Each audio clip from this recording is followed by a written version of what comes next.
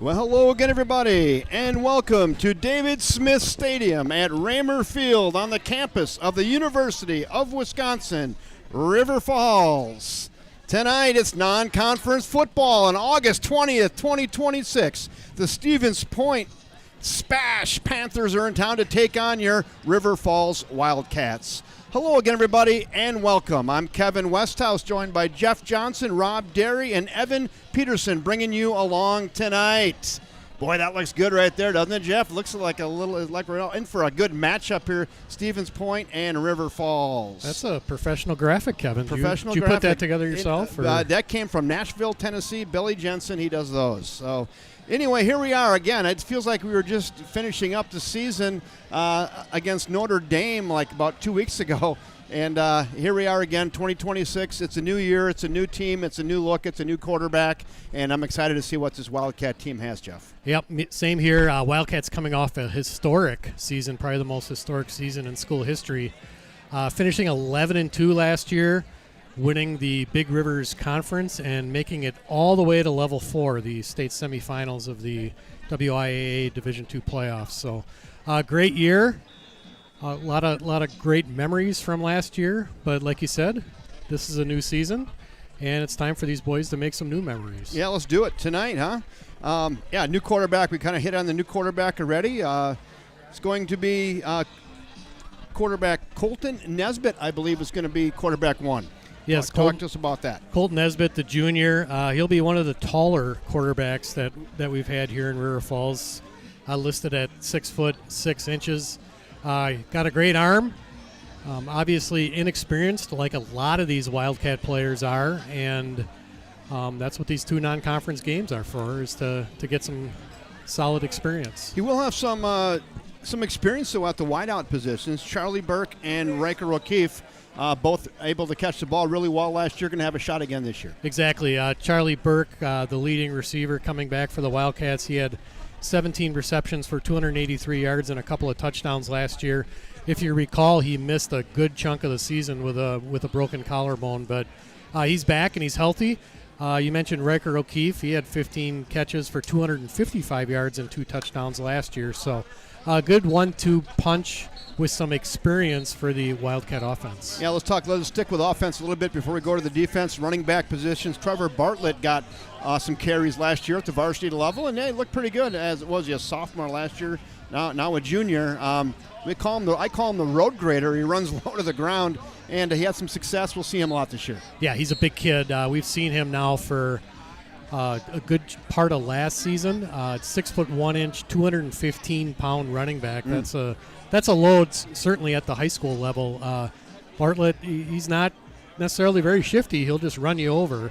And big, solid, strong kid, and look for him tonight to get the bulk of the carries for Coach Ryan Scherz' offense. Also, senior Max Helmaniak might get to tote the rock a little bit as well this year. Yeah, Max, he's been plagued by injuries over the last couple of years. He's an excellent football player, maybe not very well known to some of the opponents, but you'll see his name called often tonight. Max Helmaniak, the senior, number 9.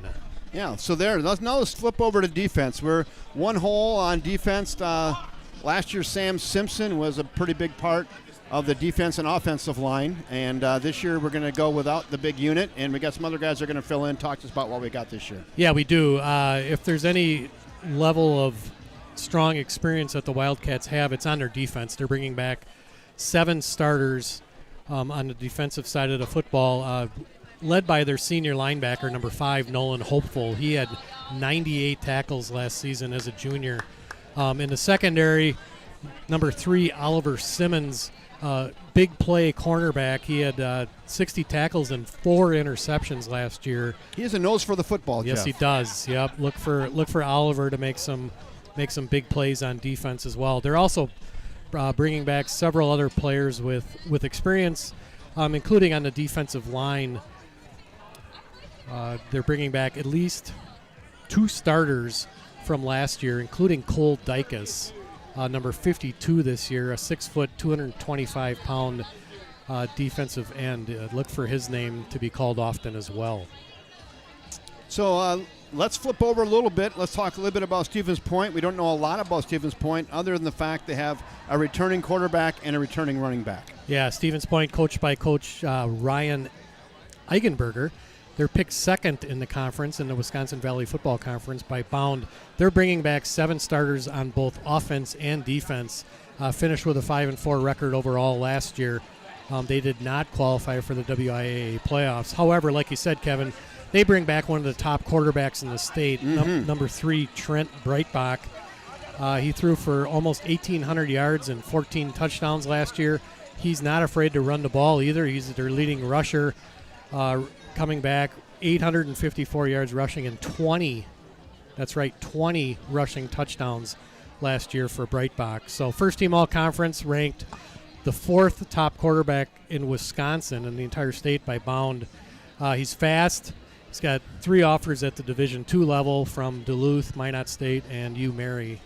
And I'm sure more to come there for Trent Breitbach. We'll see him a lot tonight. Well, that was a good segue coming out of what we're going to see on defense for the Wildcats, and then what they're going to throw at us on offense. It'll be a great test tonight for the River Falls defense. Yeah, because they're very balanced. You know, he's not afraid to run the ball like we talked about, and an outstanding passer. So they're going to have to defend both the run and the pass in order to stay in this football game.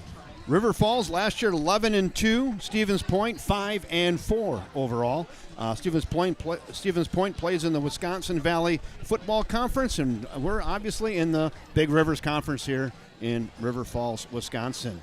Boy, I always think first game of the year, even for the last 4 or 5 years, you just never know what to expect. A lot of these kids have matured. They've grown up physically, mentally, and you don't know, right? Last year they were kind of good. All of a sudden you're like, where did this kid come from? So these teenagers grow up at 16, 17, and 18, and a lot changes in 12 months. Yeah, that 100%. Yeah, a sophomore who's a little bit skinny and undersized comes back as a junior, and they look like they're an entirely different kid. So that's kind of the fun of tonight, Kevin. You're I think right. There's a lot of unknown that we're going to see how things play out especially over the next 2 weeks of non-conference football before the conference season starts, and we'll find out what we have. This is always exciting here. Here come the 2026 Wildcats out of their locker room.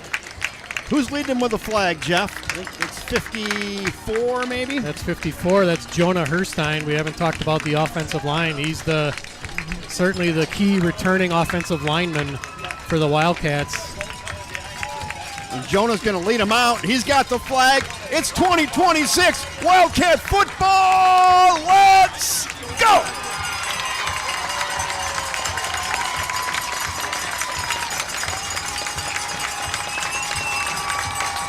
You know, we do a lot of sports, Jeff. There's not a lot better than this. No, you got that right. Planting the flag right in the middle of the field. Nice crowd filing in here at David Smith Stadium.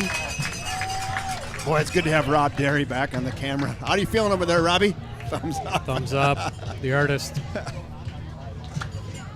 Good stuff. Spash is already in line, ready for the national anthem. River Falls just comes out of the locker room. Yeah, one thing we should talk about, too, there's a huge enrollment difference here between these two schools. Stevens Point, 2,218 students. River Falls, about half that, 1,116. Hey, I got to give a couple of shout-outs. Anthony Hanks from the Fox Valley. Welcome aboard. Lois Allman. The Simpsons. Let's go Cats. Grandma and Uncle watching from Beloit. Ready for the next Simpson. Yep, there's another one. Another You'll see him tonight. He's a sophomore. That kid's a big unit. He's got arms like a 25-year-old. Alex Simpson, number 50. He's got some guns on him. Welcome to David Smith Stadium at Riverfield for tonight's 2026 season opener between Stevens Point Area High School and your River Falls Wildcats. Good to see you online, Nick Simpson. The Big Rivers Conference and River Falls High School reminds student athletes, coaches, and spectators to support good sportsmanship. Please help foster the spirit of good sportsmanship by appreciating the efforts of both teams, the coaches, and the officials in tonight's contest in a positive manner. Also, please be reminded that state law prohibits the use of tobacco products in an area used by public schools. This includes the parking lot.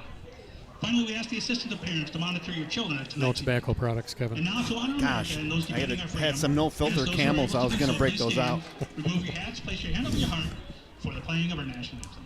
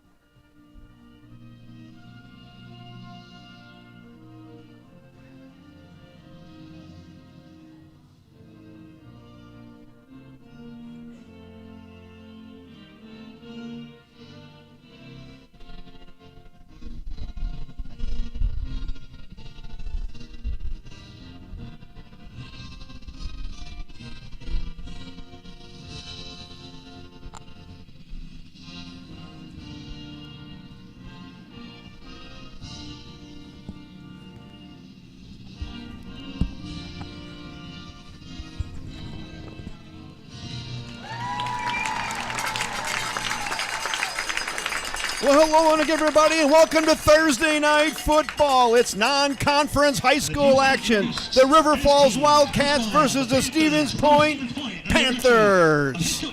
Welcome, everybody. I'm Kevin Westhouse, joined by Jeff Johnson, Rob Derry, and Evan Peterson. We'll be bringing you along tonight. Wildcats coming out as a team. Coming out as a team, yep.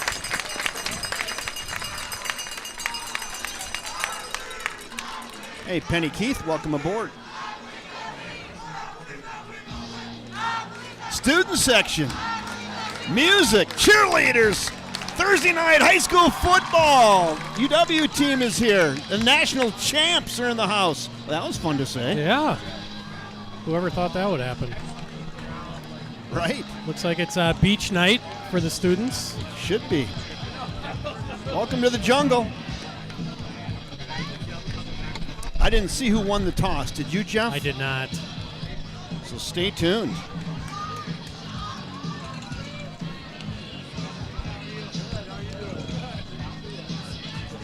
I don't know why, but there's not much better for high school athletics than high school varsity football. Gosh, it's good. Yeah, beautiful venue that we're very fortunate to have here in River Falls.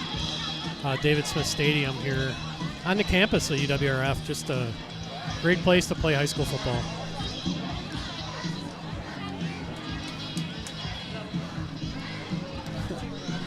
Guy says, just a neutral viewer here from New London. Been out of school for 7 years, but supporting any high school football makes the hair stand up on the back of my neck. He said, let's go. It does, doesn't it? Yeah, though? especially that first game. Yes. It's been so long. Yep, Wildcats will receive. It'll be fun. See what we got going on here offensively for the Cats. Again, new quarterback this year, and a Colton Nesbitt, so we'll see. Back to receive for the Wildcats, number 3. That's Oliver Simmons. We talked about him in the pregame show, along with number 16, sophomore Jacob Blodgett. I know the coaching staff is real high on him. Getting some good playing time as a sophomore. Chase Rayfelt will be kicking off. Chasing Rayfelt. He's got it teed up on the 40. Straight up 7 o'clock. August 20th, 2026. High school football 26. We're underway. Let's go. Low line drive kick. That's going to be through the end zone. Boy, that had a pretty good leg on it. And Wildcats will get a touchback. And they'll start on their own 20-yard line. That's something you don't see very often, a touchback on a kickoff in high school football. Oh, there's Anthony Hanks said, I heard there's cowbells in force, so there's cowbells, all right. A lot of more cowbell, please. We'll bring it right into your living room, Anthony. All right, here we go. Touchback. And here's new starting quarterback, Colton Nesbitt, leading his team out. Interested in looking down at the crowd. Everybody's looking at their program, just trying to figure out who all these kids are. Right. A lot of turnover for the Wildcat offense. Nesbitt flank. Oh, they're going to go straight hike right to Trevor Bartlett, who runs it ahead for about 3 for the first play of the game. Let's call it 2nd and 8, I guess. 2nd and 7. A little chicanery by the Wildcat offense there with the direct snap to the tailback. Second, a gain of 3 on the direct snap. Now we'll hand it off to Bartlett again.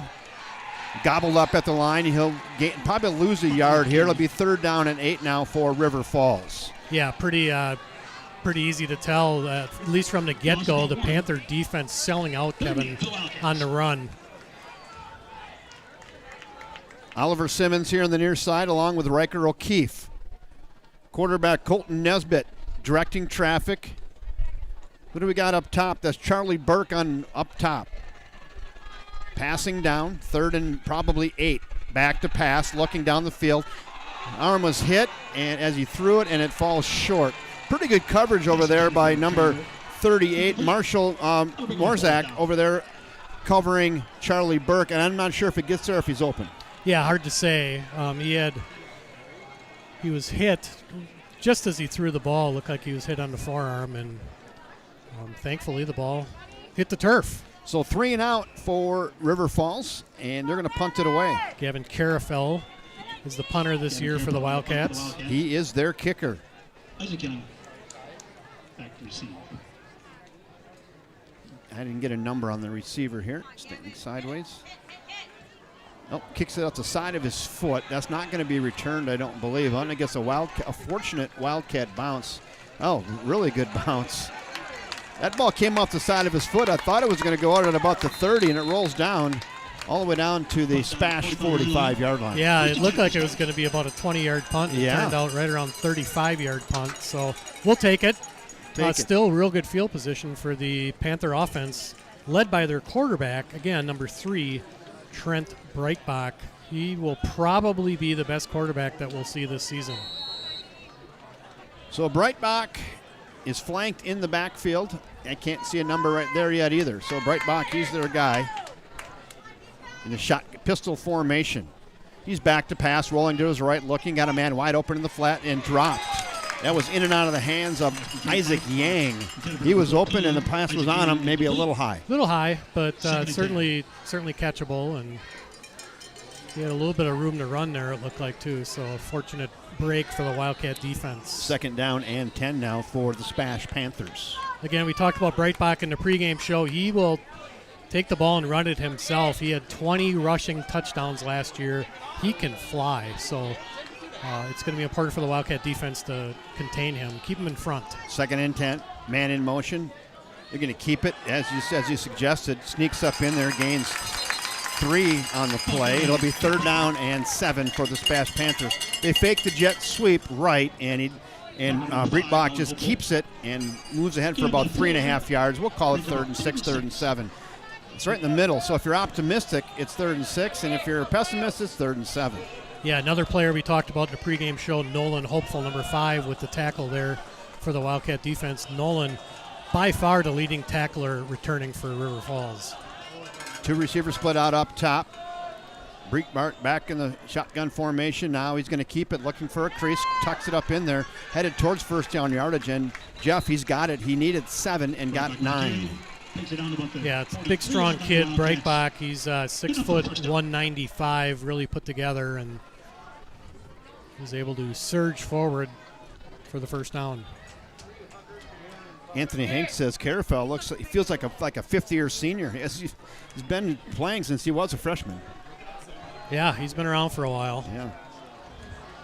1st down and 10. They do move the chains, all on the legs of Trent Breitbach. This time Breitbach will hand it off. This one goes to Henry Roth, who hucks it up in there and gets about 5 on the play. It'll be 2nd and 5. Good 1st down carry for Roth. Henry Roth, only a junior, 5 foot 10 inch, 180-pound running back, and he also plays linebacker for the Panthers. Nice opening drive here for the Spash Panthers, getting positive yards. Let's see if Breitbach elects to go upstairs. He's got 2 receivers up top. Some pretty soft coverage on the inside receiver, Jeff. Now we're going to come up and play him a little bit there. Breitbach hands it off again to Roth. Moves it ahead, and on the 2nd effort, he has 1st down yardage. Gains about 10 on the play. It'll be 1st and 10 for Spash from the 30-yard line. Yeah, that was all Henry Roth, Kevin. The Wildcats had him kind of bottled up near the line of scrimmage, and he was able to surge forward for a nice gain and another Panther 1st down. Good drive, like you said, for Stevens Point. Yeah, all those practices and stuff they've been doing the last month, none of it matters. Just game speed, the game contact, way different than they're used to. Might take them a bit to get used to it. Yeah, and I don't know what Stevens Point does, but I know the Wildcats don't tackle a ton in practice, so this will be a little different. Breitbach, fake handoff, back to pass. Now he's scrambling, looking for a seam. He's got the loose containment. He gets to the outside. He's got the 30, the 20, the 10, and out of bounds at about they're going to say the 15-yard line. They had him bottled up, Jeff. He got out of containment, and once he got some green grass, it shows his athleticism there and got down to the 15. Yeah, that play shows you right there why colleges are interested in Trent Breitbach.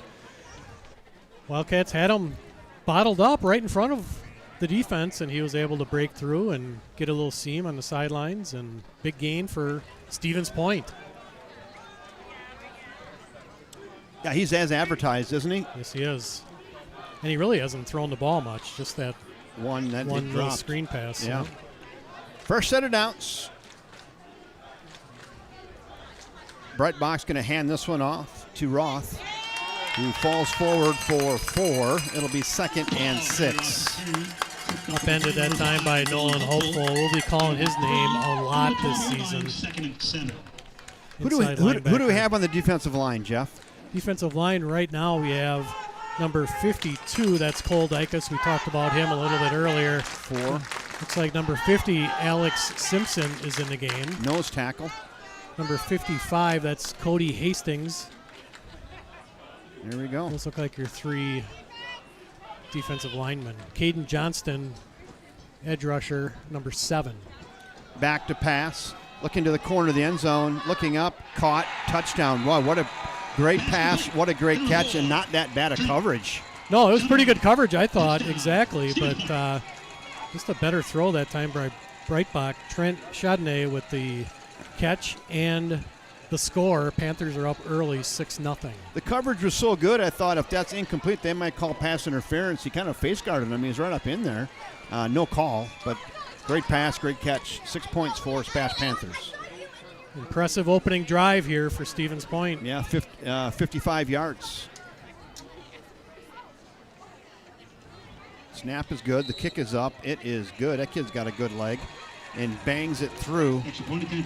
Oh, no good. It was wide left, huh? Wow, that looked good from here. Looked good from here, too. Yeah, and they misses it. So he hit it well. It just pushed it wide, and Spash Panthers go up 6-0.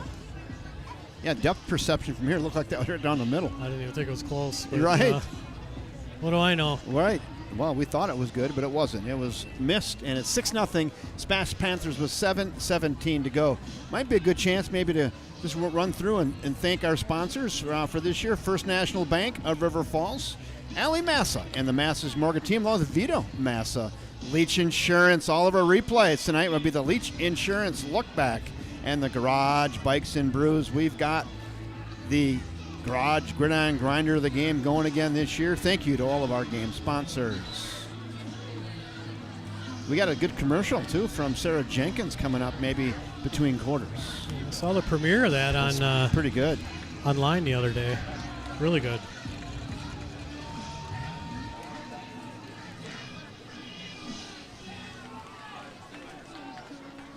All right, 6-0. Got the work cut out. He's going to take 6 to win anyway, so let's go. Kickoff, back to receive for the Wildcats. Got a shout out to John Handel from Elkhorn, Wisconsin. Thanks for watching, Coach Handel. Kick is away. This one is going to be fielded in the end zone, and it's a touchback. That was fielded by Oliver Simmons, but 3 yards deep in the end zone, which is a touchback. And we got a penalty, a little rough right at the end there. I missed that, Jeff. I looked down. I was watching it. Caden Johnston got into it with one of the Panther special teams players, and the referee caught the last part of it, which is what always happens. Right. And that should be a 15-yard penalty on Stevens Point. Michael Dunham says hello. Good luck. Uncle Mike. Okay. Uncle Mike's in. Watching from Arizona. He's in. Steamy, Arizona. Well, that'll help. The River Falls Wildcats field position here. 15-yard penalty. Tack on 15. Take you out to the 35-yard line. Little breathing room there for the Wildcats. Colton Nesbitt and Trevor Bartlett in the backfield. Pistol formation. Give it to Bartlett. The road grader moves ahead for a tough 9 yards. Trevor Bartlett, he runs 18 inches off the ground. He's got a low center of gravity. He's a big, strong kid and pushes it forward and gains 9. Nice run. Yeah, much better job that time by the Wildcat offensive line, led by Jonah Herstein, 54, Sean Vorwald, number 76, that left tackle. Give it to him again. This time he's got first down yardage and more. Bounces that to the outside. Gain of about 4 on the play. That'll give the Wildcats their first down of the season. Two nice runs there by Trevor Bartlett. Yep, both of them behind Vorwald and Herstein. Nose of the ball on the 48. This time that's going nowhere. Good pursuit. Ball's on the ground, I believe, and Spash says they have it, but let's see if the forward progress happened. Still no call out there. Spash says they have it. They might have it. Let's see if they called it dead, though.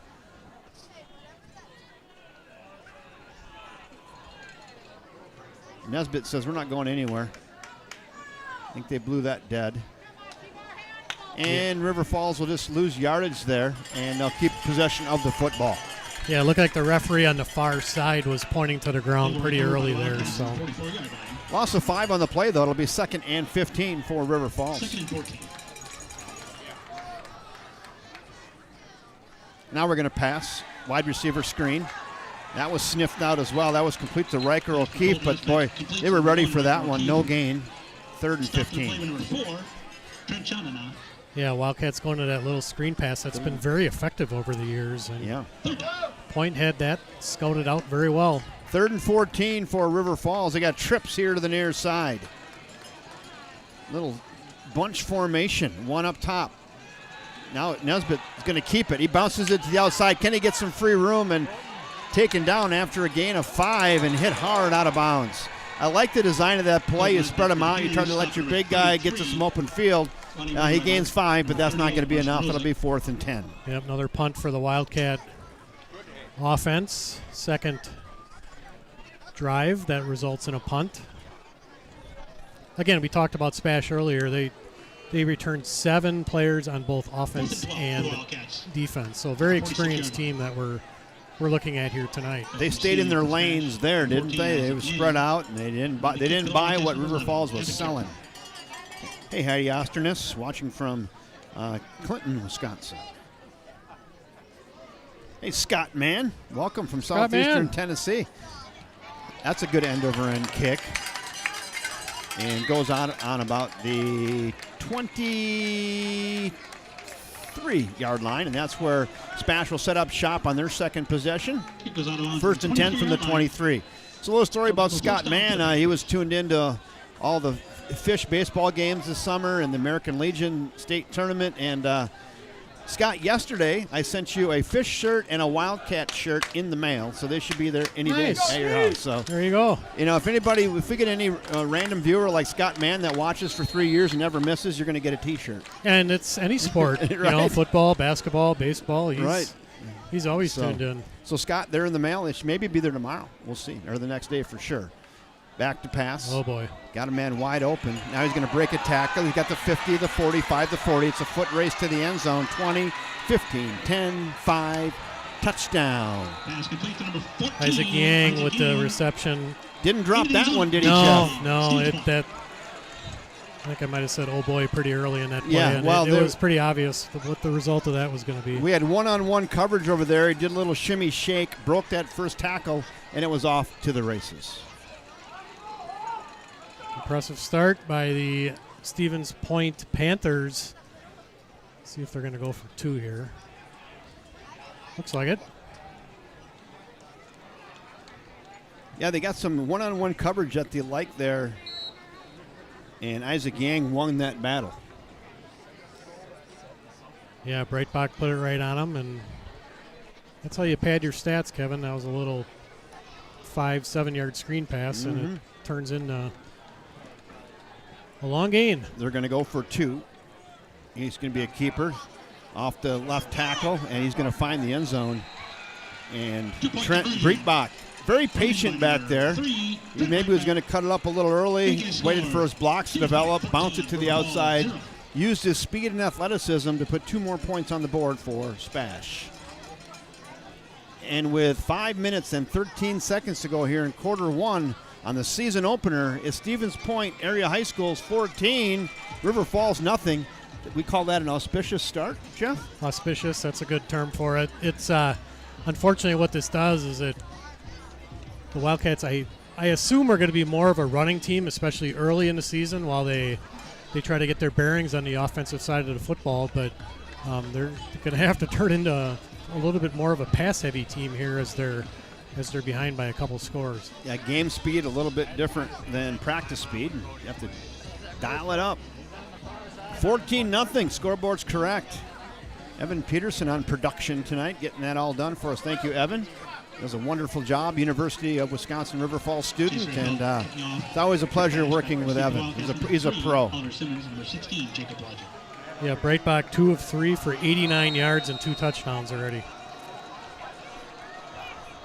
Picking up right where he left off. Yeah. Another one that kid's got a leg on him. That kick to the back of the end zone.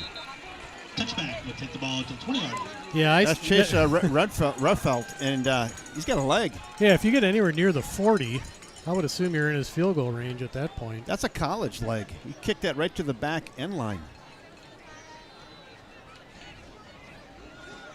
Well, his first kickoff, I could see he had a good leg. It was low, but I was like, that thing had some velo on it. And this one was a little higher and carried. Well, and the extra point landed in New Richmond, I believe. Pretty much. Yeah. That one's good for the New Richmond field goal post. Missed here, though, but it was good there. Nesbitt back to pass. Now he's going to come to this way looking for a man going right down the seam. Got a man wide open. Caught! Little juke, little jive. Nice catch. Riker O'Keefe for the big game. No flags on the play. Good patience there by Nesbitt. Finds O'Keefe right down the seam, and a one-on-one puts it right on him, Jeff. Yeah, really good job that time by Colton Nesbitt. And you commented on his patience. He was very patient. He did not have a receiver open right away, but eventually found O'Keefe and put it right on him. Now we go back to O'Keefe here. A little screen here on the near side. That's good positive yards on first down. Gain of 5. Yeah, this is just what the Wildcats needed. Even if they don't score here, what they've done is they've flipped the field. Yep. And see if they can punch a score in here as we're nearing the end of the first quarter. Well, speaking of kickers, we got a pretty good kicker, too, in this senior Carafel. Well, how about one more time here? This one goes to Luke Anderson, who moves forward for positive gain. It'll be 3rd and manageable now. Let's call it 3rd and 3. Yeah, Luke Anderson, he played predominantly on defense last season, and now they've turned him into a wide receiver, a big wide receiver, 6'2", 210. 3rd down and 3. Give it to the road grader. He's got first down yardage. Plows ahead for 5 or 6. Move the chains. River Falls headed towards the red zone. It's Trevor Bartlett once again. A little disappointed, Kevin. Last year he sported the orange shoes in all of the games, so it was pretty easy to find him. There he is again. Good gang tackle there. About 4 white shirts meet him at the line of scrimmage there. You could be, I don't think he might have lost half a yard there. We'll call it 2nd and 11. Yeah, they were ready for that play. Bartlett up the middle and good penetration by the Stevens Point defensive line. Paula Flood says she's excited to watch the Herstein kid. Back to pass, looking. Right in the middle. Oh, he put it right on him, but good defense by Tony Rizak and knocked it away. Yeah, that was a good pass by Nesbitt. Good pass.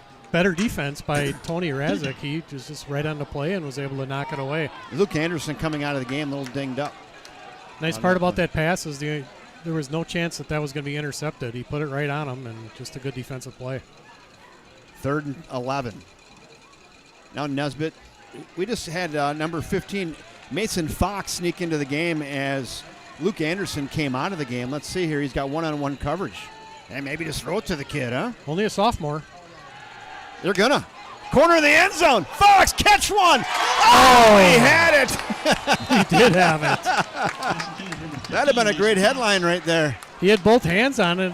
I'm not sure if the defender knocked it out of his hands, but this is an excellent pass that time by Nesbitt. And almost a great play. They pulled the kid off the water cooler like you're in, and he almost caught a spectacular touchdown there.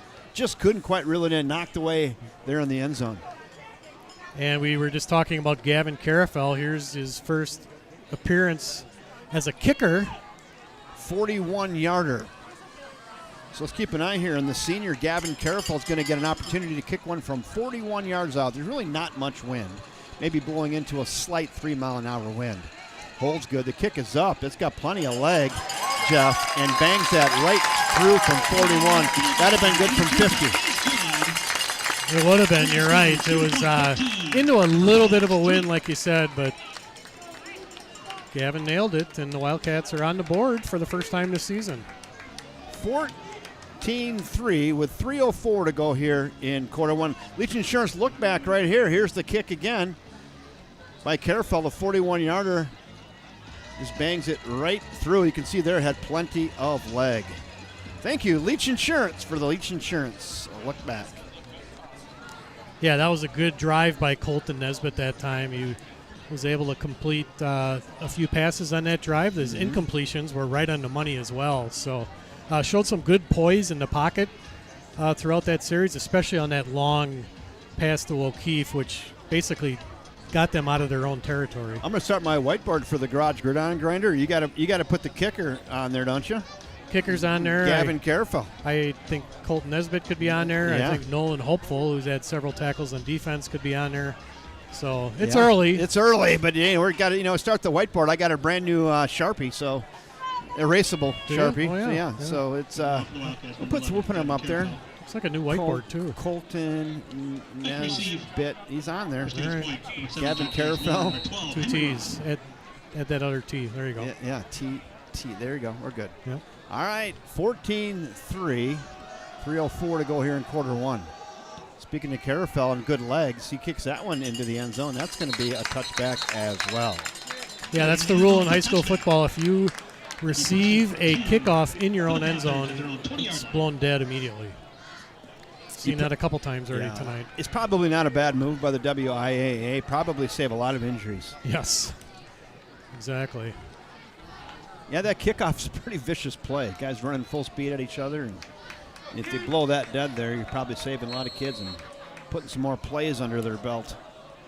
All right, here we go. 3:04 to go. 14-3. Spash has the ball on their own 20. Quarterback Trent Brinkbach. Little jet sweep to the right. That one goes to Isaac Yang, who tries to get the edge. He gains 4 or 5. Let's see. They gave him 4 yards there. They faked that play earlier, and Brinkbach kept it. This time they give it to Yang on the jet sweep to the far side. He gains 4 to be 2nd and 6.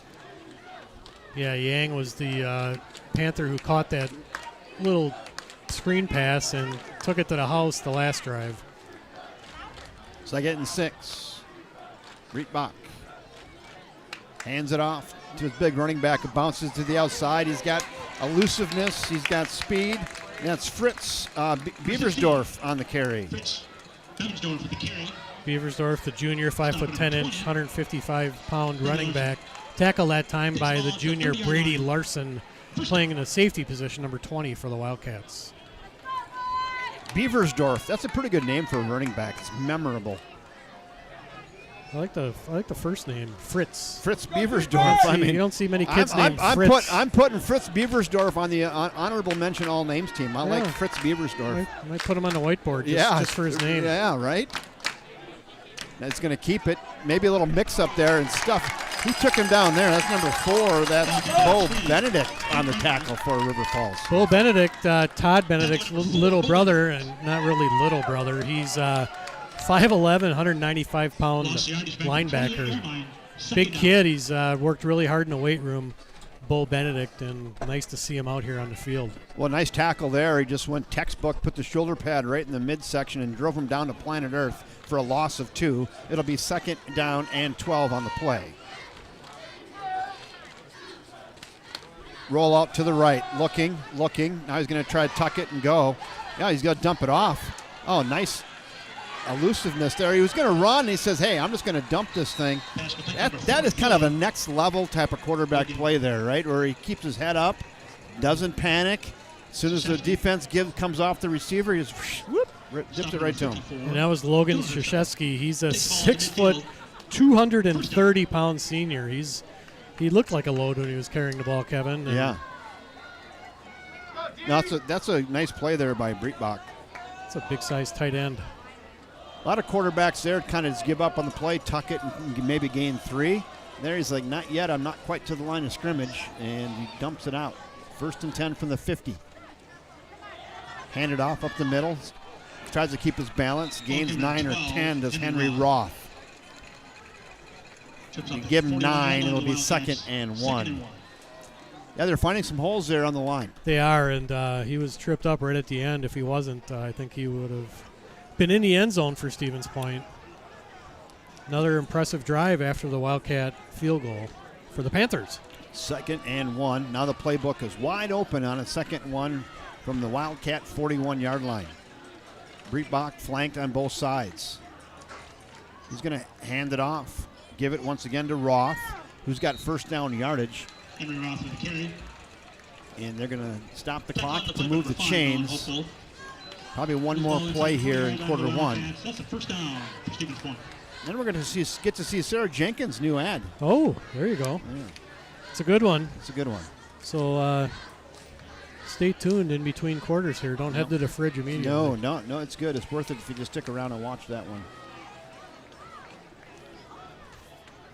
1st and 10, 37-yard line, 14-3 Spash. They're on the drive here at the end of quarter 1, potentially the last play of the quarter. Now he's going to back to pass, and it's caught here. Good elusiveness. That catches by Fritz Beversdorf, and Beversdorf moves it ahead for about 18 yards down to the 20. Another first down for Spash. 20-yard line of Wildcats. And that's going to be it here in quarter 1. So with 1 quarter in the books from David Smith Stadium on the campus of the University of Wisconsin, River Falls, it's the Spash Panthers 14, River Falls 3. Let's go thank our main sponsor, Sarah Jenkins with Property Executive Real Estate. When the Wildcats take the field, our effort, intensity, and unity speak louder than words. We don't wait for attention. We earn it. Every hit, every play, every victory.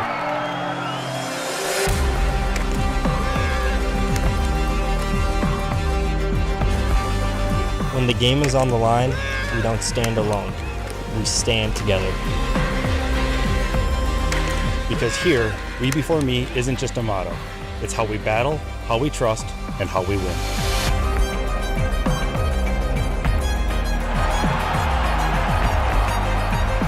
Once a Wildcat, Always a Wildcat. We're the Sarah Jenkins Real Estate Team, powered by Property Executives Realty. proud sponsors of the River Falls Sports Broadcasting Channel. Thank you, Sarah Jenkins with Property Executive Real Estate. Boy, that's a great commercial, Sarah. Nice job for you and your staff putting that together, and we're proud to have you as a sponsor. Sarah Jenkins, she'd love to be your realtor. So what do we have in the first quarter statistically, speaking of the Jenkins family? Dan Jenkins, our statistician. Anything on memorable and notable, Jeff? Well, not a lot, to be honest with you. For River Falls. Not a ton for the Wildcats here.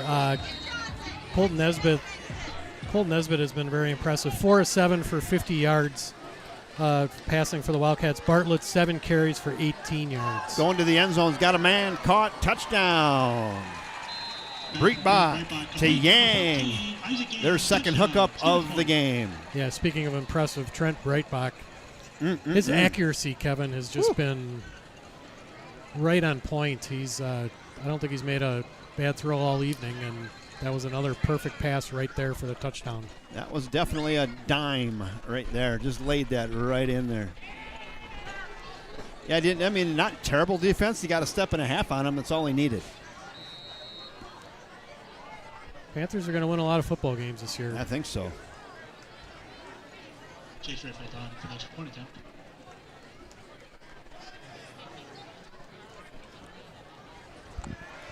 Extra point attempt is up, and that one just sneaks through on the far side. Stevens Point 21, River And with Falls 11:55 to go till the half, it's Stevens Point 21, River Falls 3.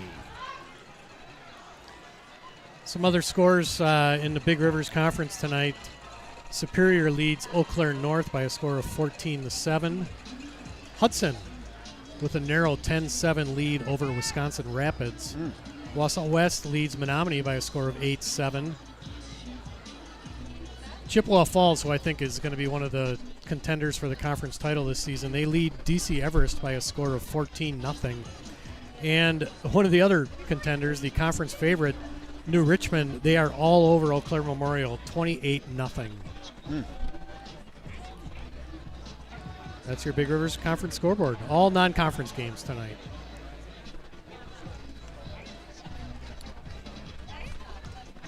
Yeah, we knew the returner Trent Breitbach is good, and we've definitely not seen many weak spots in his game tonight. No, he'll be, like I said, he'll be one of the best, if not the best quarterback that we see all season.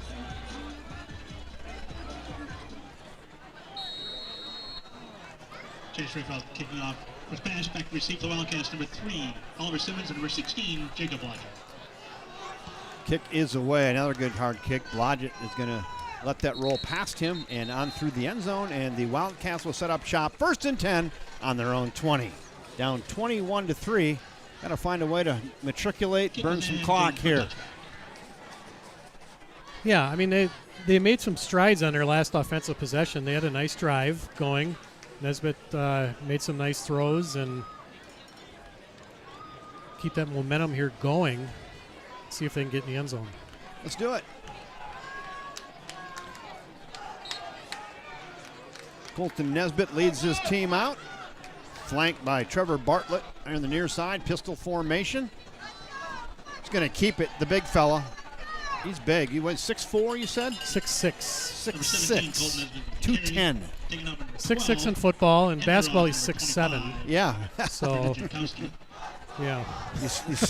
They slide Bob Burrow's sports section underneath them, and they measure. Yeah, they do that for just about everybody. 2nd and 10. Now he's back to pass, looking. Going to go for it all. If he can get under it. Oh, just overshot Charlie Burke, who got a step on the defender. I would go back to that one. Yeah, I would too. Burke can fly, as we all know. Probably the fastest player on the Wildcats. And I might dial that up again right here on 3rd and 10. Yeah, just a little long, about 2 yards maybe. They'll get that. We saw some of that in warm-ups, and he was putting it right on him. So we know he's got the arm, and we got the speed. Let's go. Here we go. Pistol formation again. Now we get Charlie Burke in motion here to the near side. 2 receivers up top. Colton Nesbitt barking out signals. Offensive play coach changing it up here from the sidelines. Side snap. Now we're going to go long again into double coverage. Tough play. That's going to be intercepted. Pass intercepted number 38, Marshall Morozek. Marshall Morozek with interception. Double coverage here, Jeff. Yeah, he threw it into double coverage that time. It looks like they had their mind made up that they were going to throw the ball to Charlie Burke again, and now Point had it covered well. They had him bracketed and blanketed, both. Yep, not much he could have done there. No, that would have been a miraculous. He had maybe, if he high pointed at that and he could jump 6 inches higher than those other 2 guys, maybe. That's asking quite a bit, though. Yeah, good defense. We would need like a Brandy Moss type. It would have been a crazy play there. You would have put him on the whiteboard if you'd have caught that. Oh, yeah.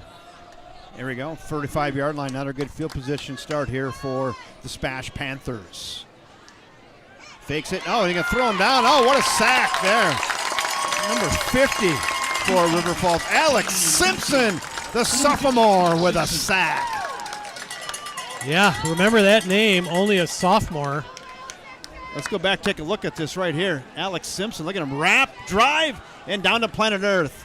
A Leach Insurance look back right there. The sophomore with his first sack of the season. Yeah, he just discarded the offensive lineman and got back there. I don't think Alex is done growing. 5'11", 200. He's the type of kid I've seen him out of the uniform. He can play any position. He could play a receiver, quarterback, linebacker. He's a really athletic kid. Yeah, another kid that doesn't miss any time in the weight room for River Falls. Very dedicated to his craft. Running play here to the near side, bounces it. There he is again.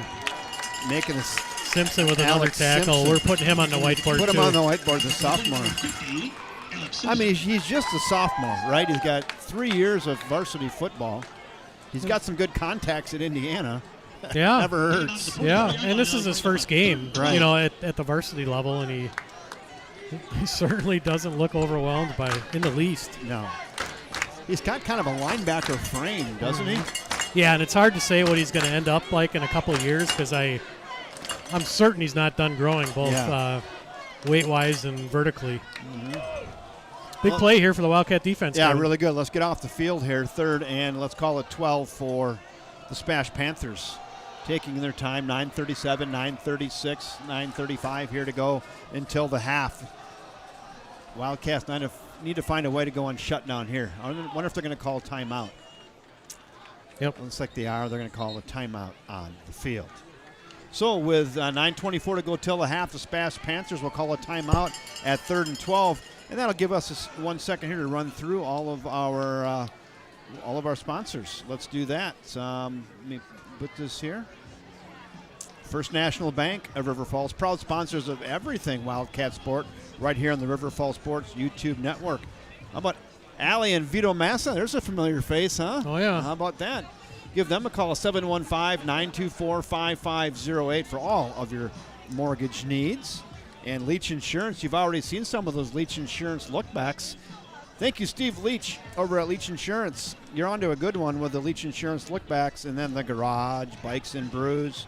Speaking of brewing, they got something brewing over there by the garage, bikes and brews, looking at add-on right next to their place with a building, Jeff. Yeah, a little construction project going on. Yeah, so that's there. a little teaser for the River Falls community. Stay tuned for that.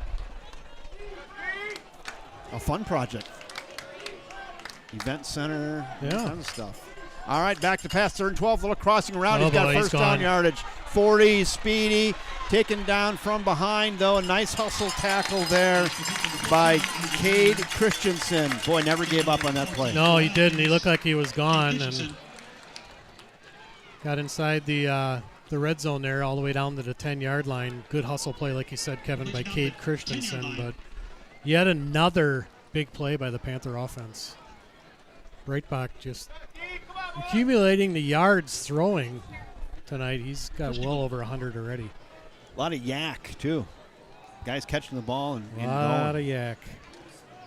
Mostly yak. Yeah. That's a little of my mother down in Waupun. Hello, Mom. Glad you're tuned in. Breitbach 6 of 7 for 195 yards and 3 touchdowns already. And we have gaudy. About 9 minutes left in the second quarter. Gaudy. Yeah, with 3rd and 12, right? A little simple crossing route. You put it right on him. Put it right on him. And then it was didn't have to break stride and off to the races. This time they're going to hand it off. That one, I think that was that 15? That was Sam. 16, Fritz Beversdorf. No, that's Beversdorf again. Sorry, Beversdorf again. Fritz. Up to number 52, Koldikis. Get about 2 to the 8-yard line. Fritz is on the whiteboard for his name.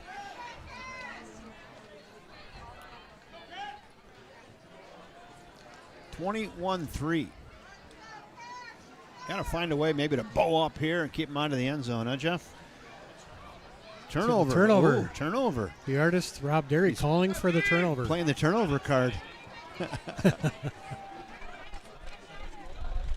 Breitbach in the backfield.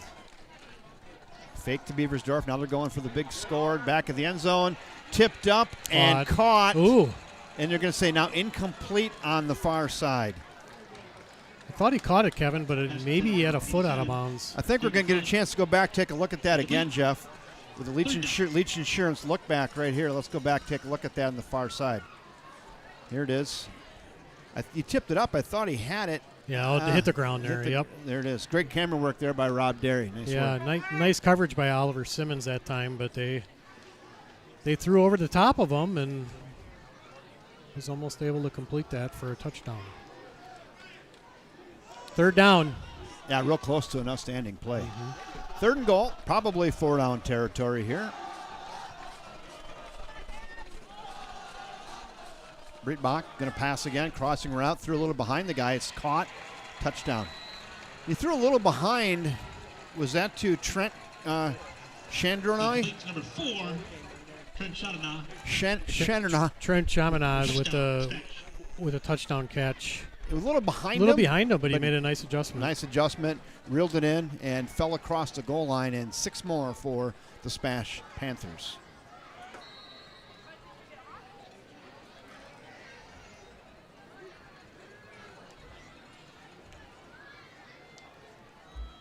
Really has quieted the crowd here at David Smith Stadium. Kick is up, and it is no good. Wide left again. Extra point attempt is no good. The leg strength is not the issue there. No. Accuracy. It's the accuracy. Yep. So with 7:53 to go here till the half, Stevens Point 27, River Falls 3. It's been a while since we've seen a game like this, Jeff. Yeah, it's been A couple of years. It's been a few years. Yeah, it's early. Good measuring stick. As Scott Mann says here, it's good. Sometimes these games are good, right? They're a good measuring stick. Figure out where you're at. We need to work on, learn some things, and know it's going to be a long season. But yeah, you got to find something to take away from this in a positive way. Yeah, it's not going to get any easier for the Wildcats. When the schedule came out, I thought, boy, this is a much tougher non-conference schedule than the Wildcats have had in the past. They travel to Marshfield next Friday night, and that will not be easy either as they face the Marshfield Tigers. Making a long trip over.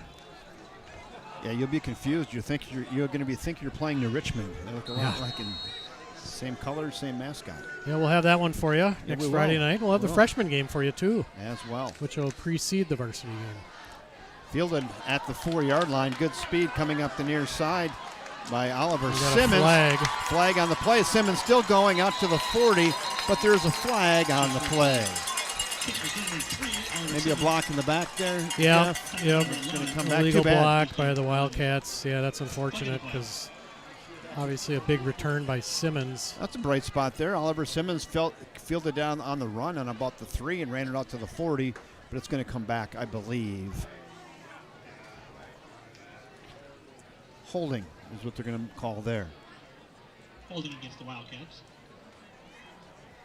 That'll back the Cats up inside their 10-yard line. That's a big penalty. Stating the obvious here early in the season, but I mean they were going to have it on the 40. Okay, Booger. That was our first Booger McFarland right there. Well, Jeff, that's a pretty big penalty. It's 36 yards. Well, Jeff, the Wildcats are kind of in a hole, aren't they? Yeah, all of that. All of that. Hand it off to Bartlett. Nowhere to go. They, like you said, defense selling out there on the line, anticipating the run. And, boy, they had a host of white jerseys bringing drawn Trevor Bartlett right there. Yeah, Kalani Merriweather, the 190-pound senior, number 33, with the tackle for the Panthers. And loss of about 3 yards. Hand it off again to Bartlett. Tries to go right side this time. Trying to strip the ball. He's able to hang on to it. He falls forward for about 4. It's going to be 3rd and long. Let's call it 3rd and 8. 3rd and 8. I'm sure Gavin Carafel's hoping for a few more yards in this possession because otherwise he'll be kicking inside his own end zone. Back to pass. Pump fake. Rolling. Looking. Got a man. He's got him. Caught! Riker O'Keefe! 40, 30, 20, 10, 5, touchdown! Riker O'Keefe! Colton Nesbitt! 90 yards. Wow. Good fingertip catch there. We're going to get a chance to go back look at that right now. Let's after the extra point, we'll go back, take a look at that. Okay, way to keep people interested.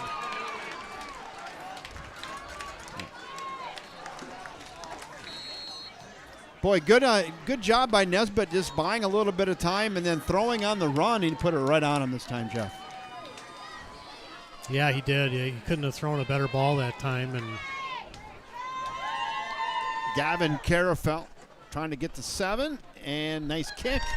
Up and good. Gavin Carafel bangs it through, and the Wildcats with a 90-yard score. Let's go back, take a look at this right here. There he goes, 40, 30, 20, 10, 5, and touchdown. Play took a little bit long to develop, so I didn't get the beginning of that. You're going to have to trust us on that. He was rolled out and made a really nice play.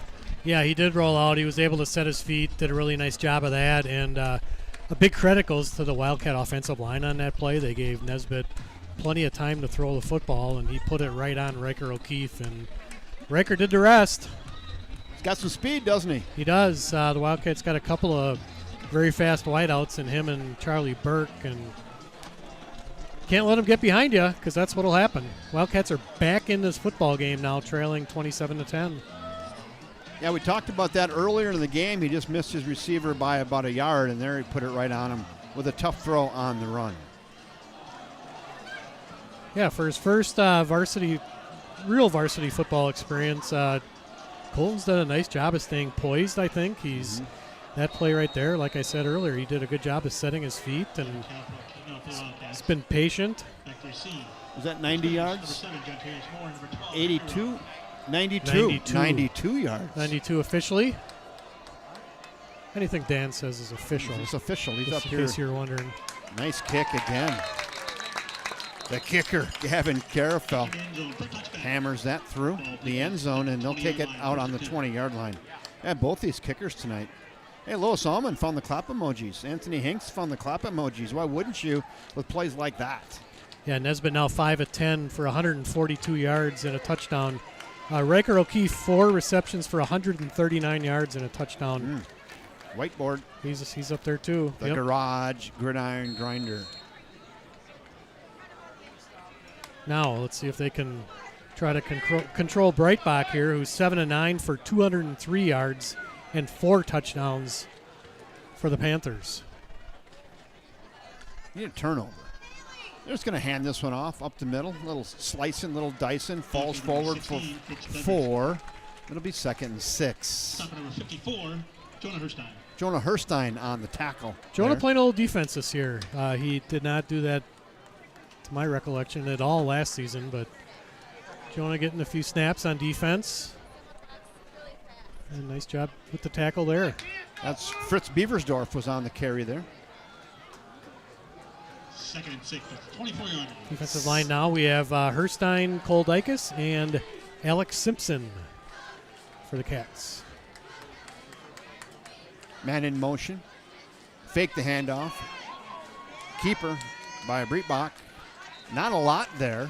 Good contain there that time and good discipline by the defensive line. He does pick up about 3. It'll be 3rd and manageable. Let's call it 3rd and 2. Cole Dykes, the senior, with the tackle again. Cole's got plenty of varsity experience. Played a ton of snaps last year for the 11-2 Wildcats. Big part of their defense. 3rd and 2. They had a 3rd and 12 conversion for a touchdown earlier. This one's 3rd and 2, very manageable for this very talented Spash football team. Keeper, Breitbach, bounces it to the outside. They got him swarmed up, working hard, and he's got the first down. They might have had him stop, and he just kept his feet moving and fell forward just enough for a first down. He did. Breitbach's done that a few times today where it looked like the Cats had him bottled up and was able to keep his feet and his knees moving forward and got just enough for a first down.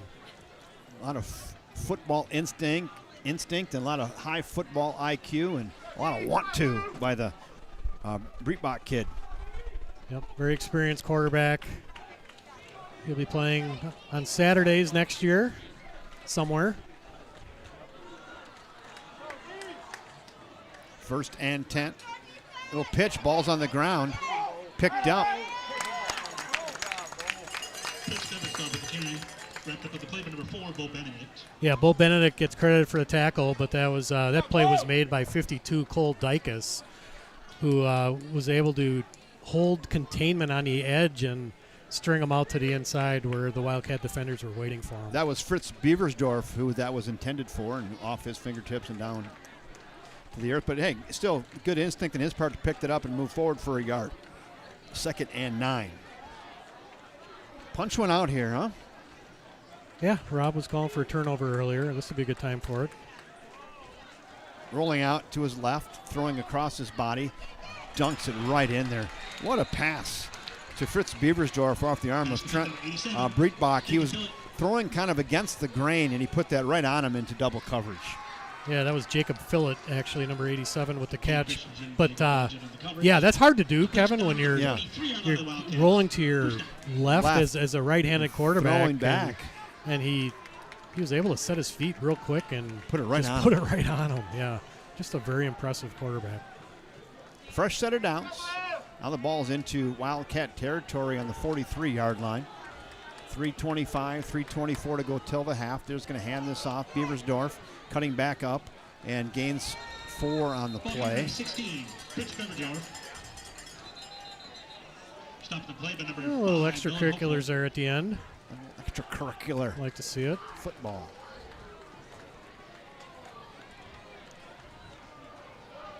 Second, and not going to call him, gave him 3, 2nd and 7. Yeah, gain of about 3. Clock ticking inside of 3 minutes. Boy, the Wildcats would love to keep him out of the end zone here.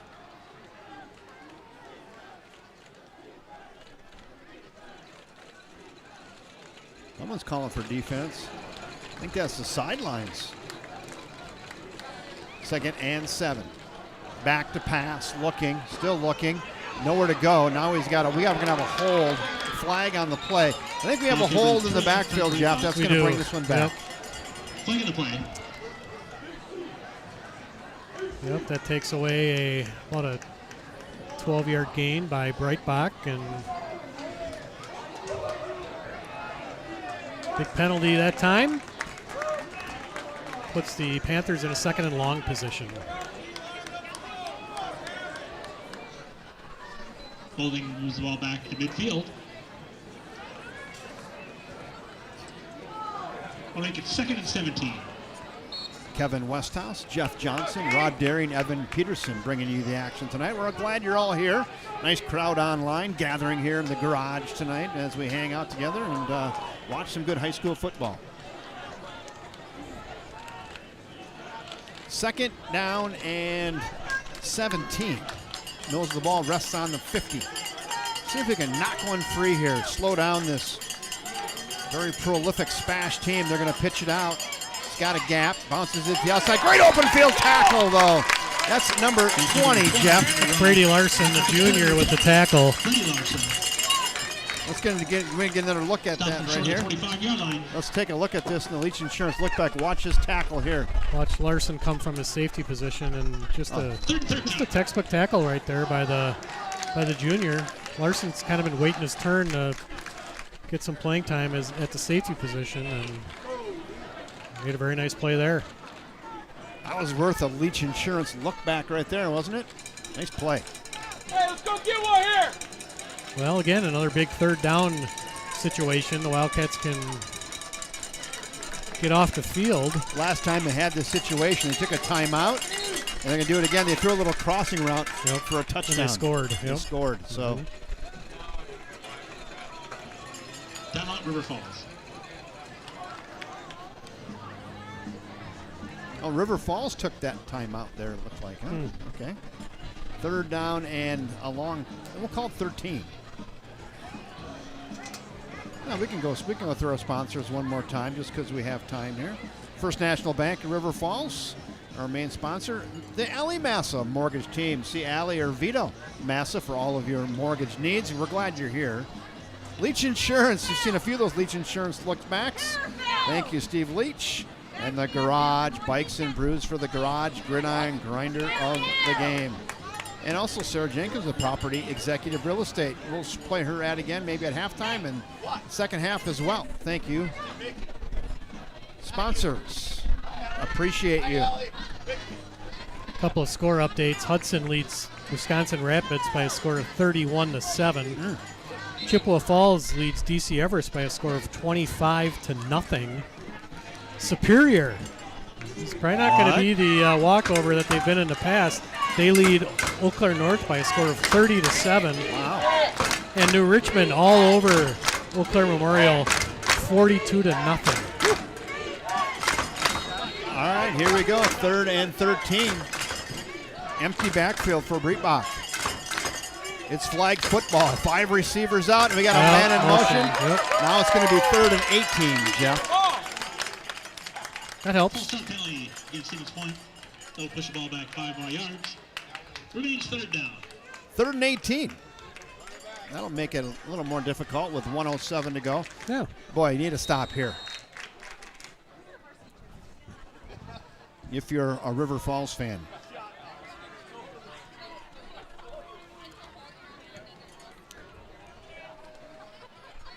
Nice crowd here on opening night here in August 20th. I can't believe we're in football season already. Baseball season just ended a week and a half ago. Here we are. Seems early. It doesn't kind of snuck up on us. It did, snuck up on me. But hell, this is fun. Let's go. 3rd and 18, timeout again on the field. Timeout Stevens Point this time. And with that, we can go thank our main sponsor, Sarah Jenkins. When the Wildcats take the field, our effort, intensity, and unity speak louder than words. We don't wait for attention. We earn it. Every hit, every play, every victory.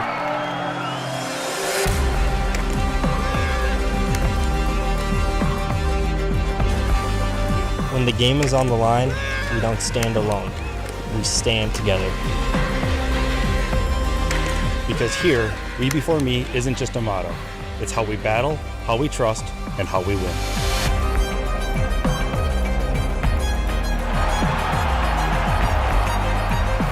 Once a Wildcat, Always a Wildcat. So we're going to go back to the action. That was not a minute timeout because that's a minute commercial. We're back to it. Rolling out, going to just run it. Got an edge. Might have first down yardage. Look at the kid go. He's taken down from behind. I think he's going to got a flag on the play, though, Jeff. Flag on the play. That's in the area of holding. It is. Boy, that kid, what an athlete. 3rd and 18, and he almost ran that for a first down. He did have the first down. The referee just signaled it, but I believe we have a hold that's going to bring it back. Wow. Athletic, athletic, athletic. Yep. Big break for the Wildcat defense there. 2 big penalties here offensively for Spash. Holding against Stevens Point. It should put them in a 3rd and Forever. Forever. Yep. It was 18. Is that a 10-yard? Be 3rd and 28. Well, it's actually from the spot. It's a spot okay. foul. So about 3rd and 19. 19. Now he pushed the ball back to the 48-yard line. Yeah, 3rd and 19. 3rd and 19. I'd run. If I was them, I'd run the same play. Might as well. It worked last time. Put it in the hands of their athlete, Trenton Breitbach. Let's see. Fans getting excited here on the near side. 3rd and 19. Breitbach, he's just going to keep it again. He did run the same play. Same play. Gains 9. I was half joking running the same play, and they did. Cade Christensen with the tackle. And without Cade Christensen's tackle, he probably gets it. Yep. Wildcats do have a timeout left, but they've elected not to use it. Looks like Spash is going to be in the punt formation here. Might be happy to just to take this thing and go in 27-10 and settle a little bit here at halftime, huh? Yep. Want to go to the other scoreboard? Oh, yeah.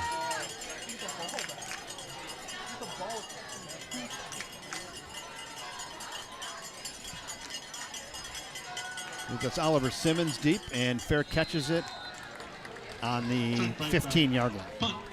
Field number 3, Oliver Simmons. So let's see if the 4 seconds, let's see if they just take a knee here, if they try to go up top once. That's a pretty safe assumption.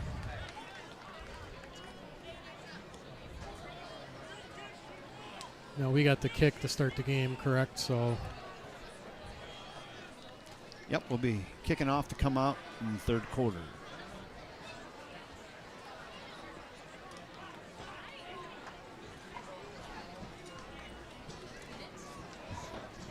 I mean, you could go up top once, but I don't think they're going to get too crazy here, quite honestly. That's the take the knee formation there. Okay, here come the national champs, the UW Falcon football here they come. Team. And that'll do it. There is 1 half in the books from David Smith Stadium on the campus of the University of Wisconsin River Falls. It's 27-10, Stevens Point over River Falls. And here come the 2025 national champions, University of Wisconsin River Falls Falcons football team. They're in the house tonight. Looks like they brought the entire squad with them, Kevin. I think they have the whole squad here, the national champs. I'm just going to say it one more time because we probably won't get to say that again for a long time. Oops, sorry. Yeah, good for them taking their time out to come to David Smith Stadium and support the Wildcats. Love to see it. Yep, like your scoreboard there, Evan. Nice. Yeah.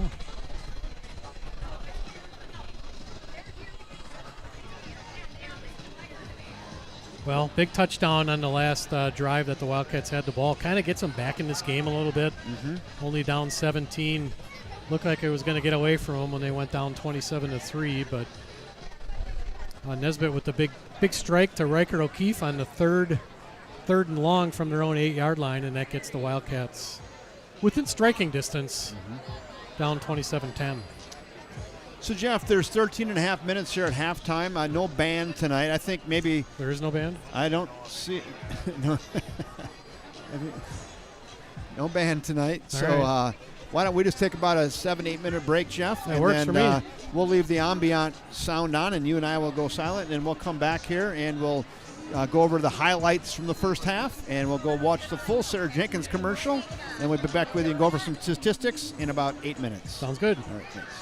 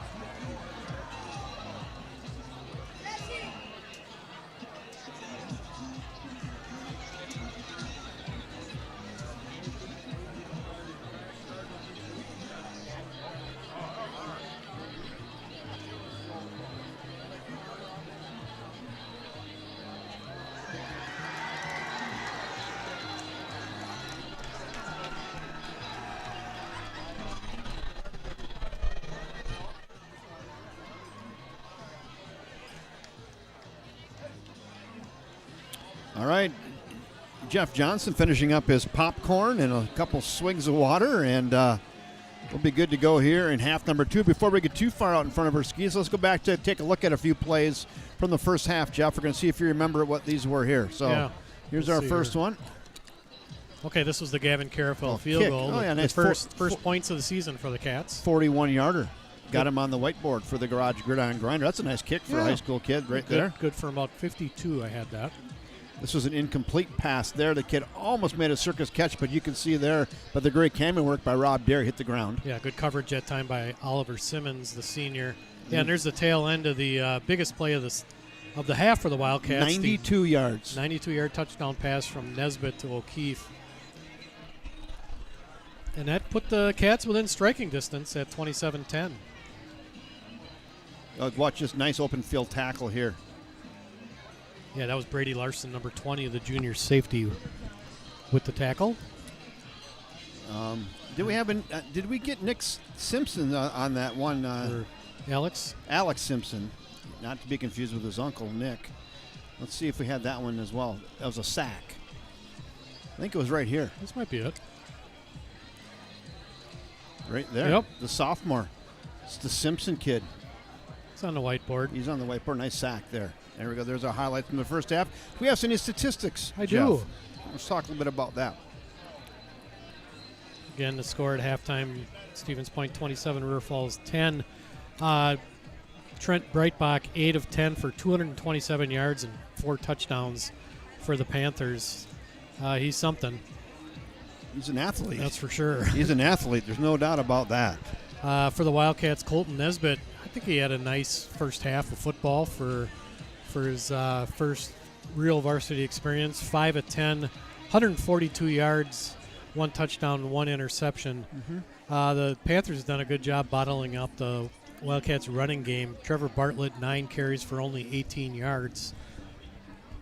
Average of 2 a carry. Receptions, Riker O'Keefe, 4 receptions for 139 yards and a touchdown, obviously aided by that 92-yard touchdown reception. Luke Anderson, 1 catch for 3 yards. Gavin Carafel made his only field goal attempt along with the extra point that he kicked. And defensively, tackles Nolan Hopeful with 5, Asher Arneson with 3, along with Brady Larson and Bo Benedict, and Cade Christensen and Cole Dykes all with 3. Jonah Herstein with 2 tackles, Alex Simpson with 2, and Oliver Simmons and Jacob Blodgett with 1 tackle each. For the Wildcats, down to 27-10. Thank you, Dan Jenkins, husband of Sarah Jenkins, who would love to be your realtor. Hey, with that, speaking of Sarah Jenkins, let's go and take a look at Sarah Jenkins' dad since we have time. When the Wildcats take the field, our effort, intensity, and unity speak louder than words. We don't wait for attention. We earn it. Every hit, every play, every victory.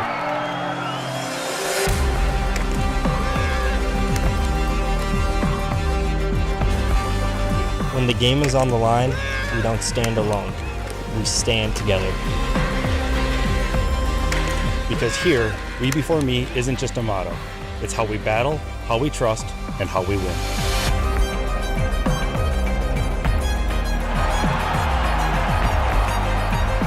Once a Wildcat, Always a Wildcat. We're the Sarah Jenkins Real Estate Team, powered by Property Executives Realty. proud sponsors of the River Falls Sports Broadcasting Channel. Thank you, Sarah Jenkins with Property Executive Real Estate. She'd love to be your realtor. Nice piece there, Sarah. Great production.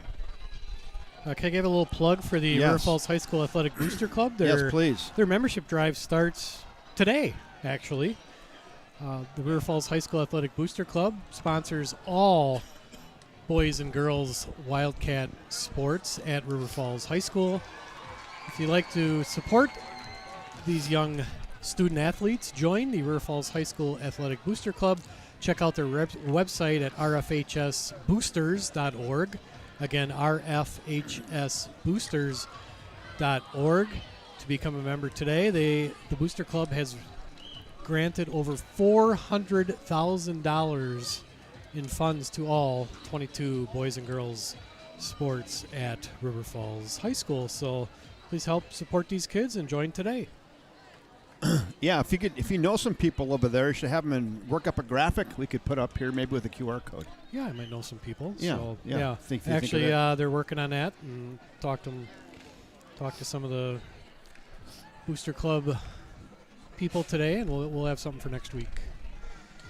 Yeah, maybe speaking of sponsors, let's go through and thank First National Bank of River Falls, proud sponsors of everything Wildcat Sport right here on the River Falls Sports YouTube network. The Ali Massa Mortgage Team, 715-924-5508.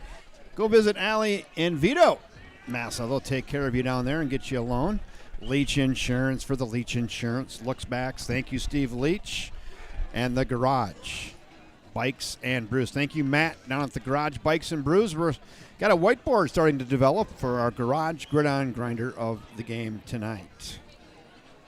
Thank you, game sponsors. Rob Derry bringing you those beautiful pictures tonight.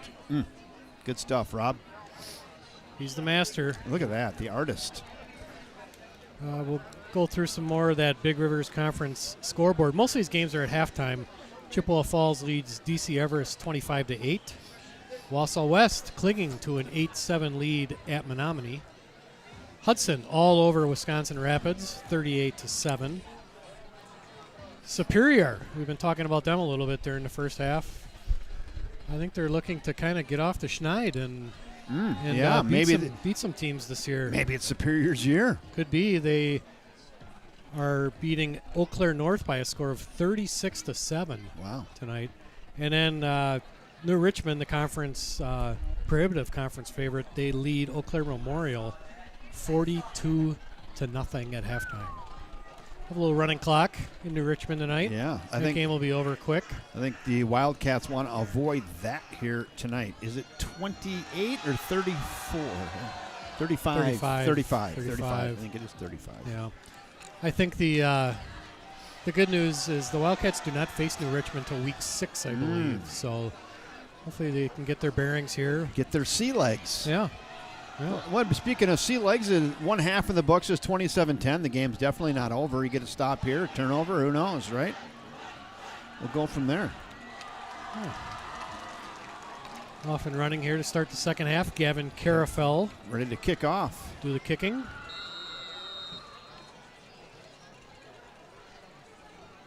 Kicking deep, Jackson Staggy here on the near side, and that's going to be end zone. That kid's got a leg. I don't know if does Carafell have a potential college career with a leg like that? He's a pretty good kicker. I think so. You know, he's certainly had some college interest, and I think that's a very distinct possibility for Gavin. I mean, we see a lot of high school football. I mean, Spash has a good one, but Carafell's one of the better high school kickers I've seen. Yeah, he is. I mean, we've seen a lot of not so good kickers over the years too, and Gavin definitely stands out. He's got a lot of experience. Shouldn't be rattled by anything at this point. No, you know, he's been kicking. This is his 4th year with the at least, right? Yeah, it is. Maybe 5th or 6th. Right. Of course, it feels like it. Yeah. Feels like. They're going to go aerial up top. Now he's going to keep it, and he's got a little bit of a seam. Boy, he's strong. They had him in the backfield or at the line of scrimmage, but he breaks away and gains 5 on the play. 2nd and 5. Trent Breitbach. Yeah, he's strong. He's athletic. Strong. Good job of containment, gang tackling that time by the Wildcat defense, and they kept him in front of him for a 5-yard gain. 3 and out here would be nice. Would be nice, yeah. 2nd and 5. I don't think we've seen the Panther punter yet, have we? Or once. What? Yeah, we did see him once. After we got him back to a fair catch. 3rd and right. 19. And all right, here we go. 2nd and 5. 3 receivers out. Breitbach flanked. And now he's going to keep it. Hucks it up in there. Oh, they had him stopped, Jeff. And he keeps his legs moving and gets the first down. They've had him stopped at the line of scrimmage in 4 blue jerseys.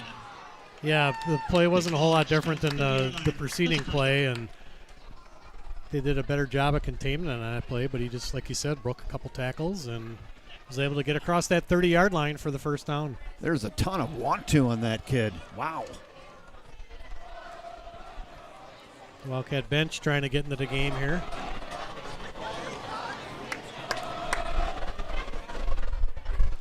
First and 10, first set of downs here in quarter 3. Breitbach's going to hand it off, bounces it to the outside, try to trip him up, keeps his legs, still moving. Boy, these kids have been in the weight room. They're strong. That's Henry Roth on the carry there. Again, the initial contact was early in the play and just powered forward for an additional 6. Yeah, Roth has had multiple plays tonight where he was able to break tackles as he was bottled up at the line of scrimmage, but was able to push forward. Again, that's another 6-yard gain for Henry Roth. Like you said, strong legs, 180 pounds. He plays a lot bigger than that. I agree.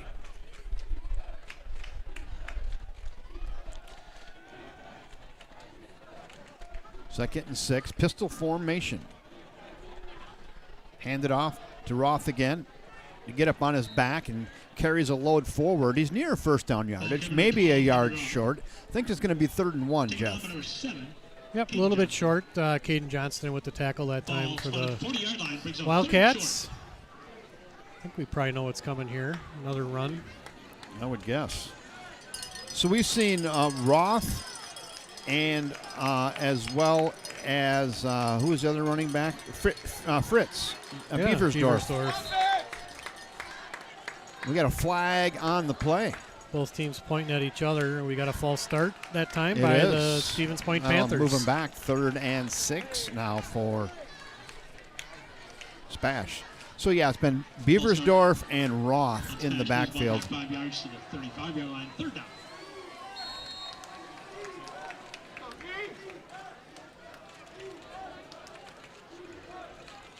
Third and 6, potential pass down. You probably get your athlete, Trent Breitbach, maybe in motion here in a runner pass situation. They go trips up top. He is flanked by big Henry Roth. Back to pass, fake. Now he's going to go long. Good coverage downfield, maybe a hold. No call. They dump it off and down low and here to Isaac Yang, who scored 2 touchdowns in the first half, and they get a first down. There may be a little tight grab, touch of a grab down here. Caden Johnston looked like he was held no possibly, call. But again, great plays that time by Breitbach, and kept his eyes downfield again. And was able to eventually find his receiver and just put it right on him once again. Yeah, Yang has been able to find the open spots and then get a little yak. He's got 2 touchdowns tonight and about 4 or 5 catches. 1st and 10, fresh set of downs as they near the 50-yard line. Breitbach's going to keep it again. He's got a seam. He's got a lot of room. He's juking, he's jiving, he's running, he's stiff-arming, he's moving forward for 19 yards down to the 31. He got in the secondary in a hurry, didn't he, Kevin? He did. We talked about this in the pregame show, how he can really fly, and was able to get past the front 7, and once he gets past the front 7, he's always a threat to score. It's Trent Breitbach with another first down for the Panthers. Yeah, there's a lot of good athletes out there, but he's in a little different gear, isn't he? Yeah, he just kind of looks like he's next level type player. He doesn't belong. He's a next level type player. He's a great high school athlete, elite. 1st and 10. Man in motion. It's Will Ficus. Here on the near side, they're going to hand it off once again to Roth. Busts it up. He smells goal line, and he's in. 31-yard scamper by Henry Roth to the promised land. And Spash puts another 6 on the board. Nothing too fancy there. Nope. Nothing too fancy at all. That was just your traditional handoff, and was able to get in the secondary in a hurry. And once he had some room to run, nobody was going to catch him. Power handoff left side. He gets through the opening through the front line pretty quickly, and it was off to the races.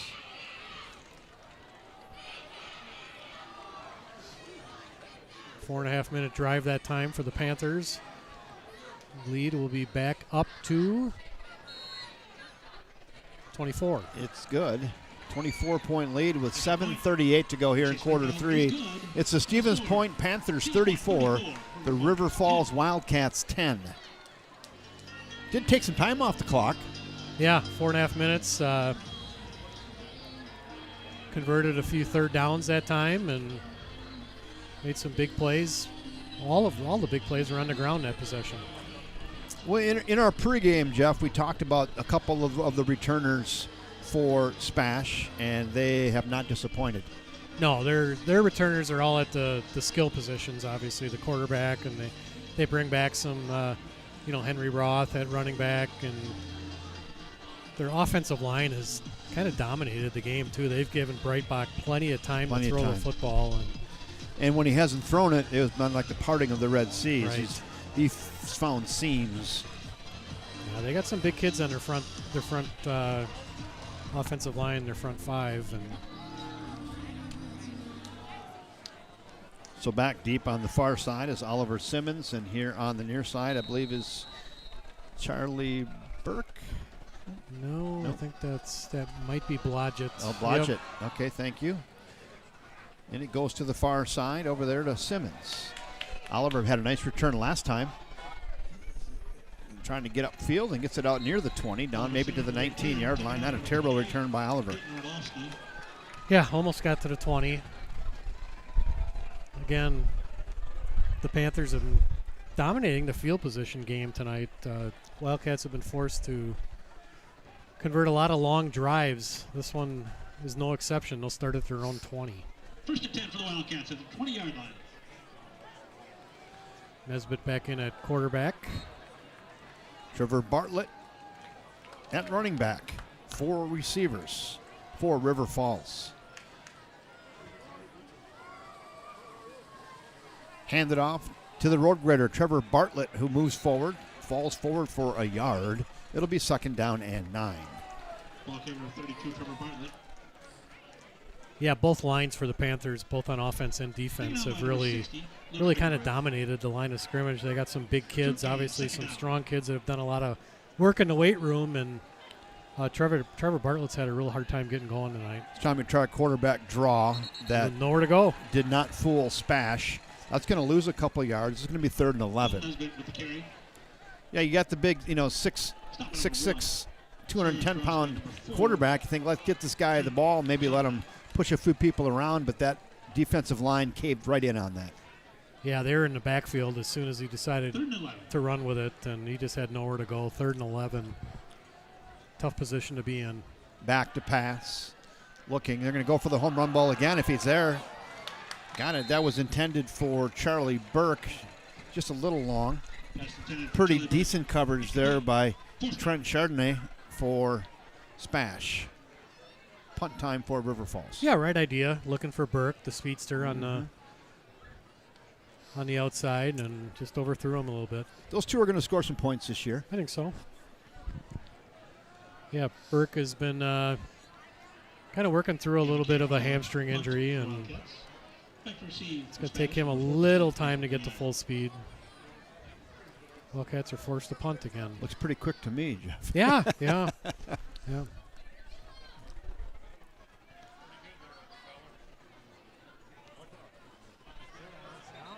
Now we got a flag.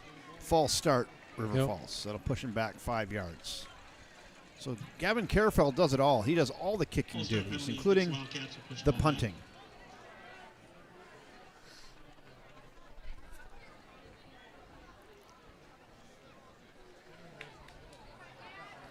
It'll push him back into his own end zone.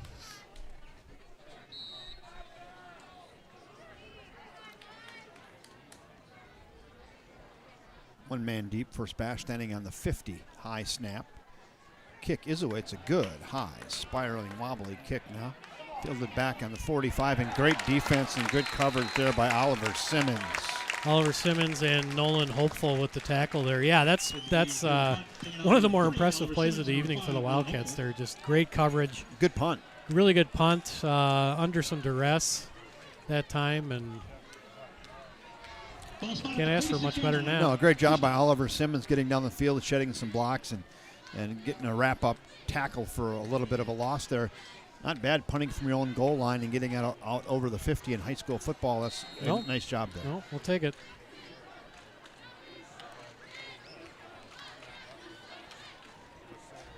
First and 10.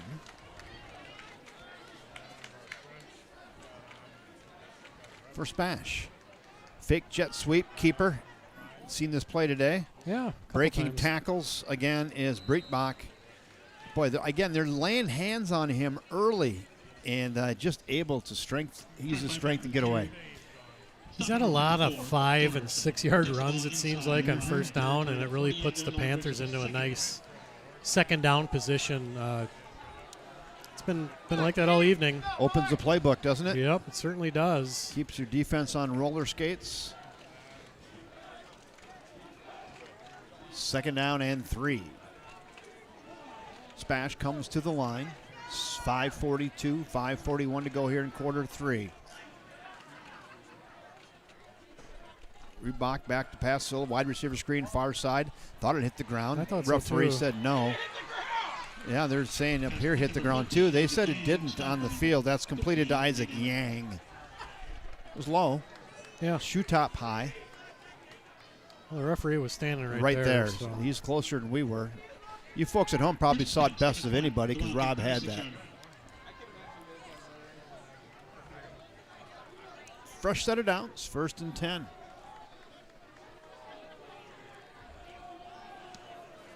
Yeah, the offense for Spash is kind of having their way tonight. Is that an understatement or is that a fact? No, they really are, and it's been very balanced both through the air and running, mostly by Breitbach, but he's had a lot of help too. Breitbach back to pass. Now he's got to scramble. Throws it away. Another good decision. Good decision there by Breitbach. Gets out of the pocket and he'll live for another down. Again, that's that high-level football IQ he's got going on there. Yeah, nowhere to go. Good coverage that time by the Wildcats secondary, and one of the rare times tonight where he's really had nowhere to go with the football, so he threw it away. Well, we got a fan that's trying to encourage the Wildcat faithful. More cowbell, please. Not too many of them are buying it, but not buying what he's selling. Second down and 10. Give him credit. I like it.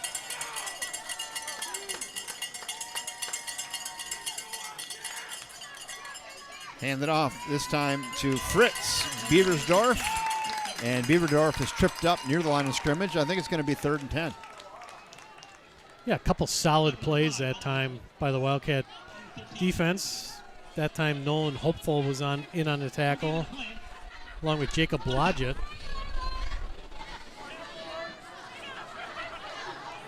They've had a few 3rd and longs tonight, but they've converted, I think, every single one. Yeah, so. I'm going to guess this is 4-down territory as well. So you got 2 downs to make 10 here for a pretty explosive Spash team.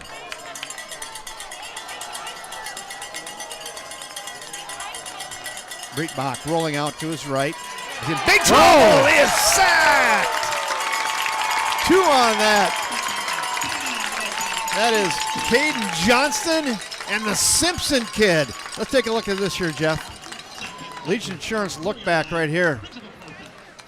Yeah, there's so Caden Johnson from the outside, or Alex Simpson from the inside. Each get a half on that, huh? Yeah. Here's a rare punt by the Panthers. See if the Wildcats can do something with this momentum here. You talked about coverage a couple plays ago. Well, that's good downfield coverage again. They must be tightening that up down there, and nowhere for Breitbach to go, and the line gets through and gets the sack. Spiraling kick headed towards the end zone. Let it go. Oh my gosh. And he's going to field it. That was probably a smart fielding play there. Gets it to the outside. Look at the kid go. Oliver Simmons. Flag on the play on the far side. 2 of them. 2 of them. If he doesn't field that, it's going to be down at the 1, so I give him credit for that. It's a little risky, but yeah, I mean, nice return.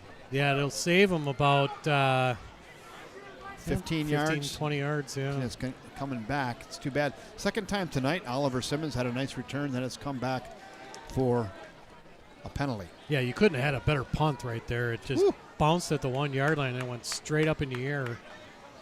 And Oliver thought either I'm going to let this go and they're going to down it on the 1, or I'm going to roll the dice here and grab it and go. Good decision. Yeah. Ball's going to be spotted at the 15, so that saved him 14 yards. Yeah.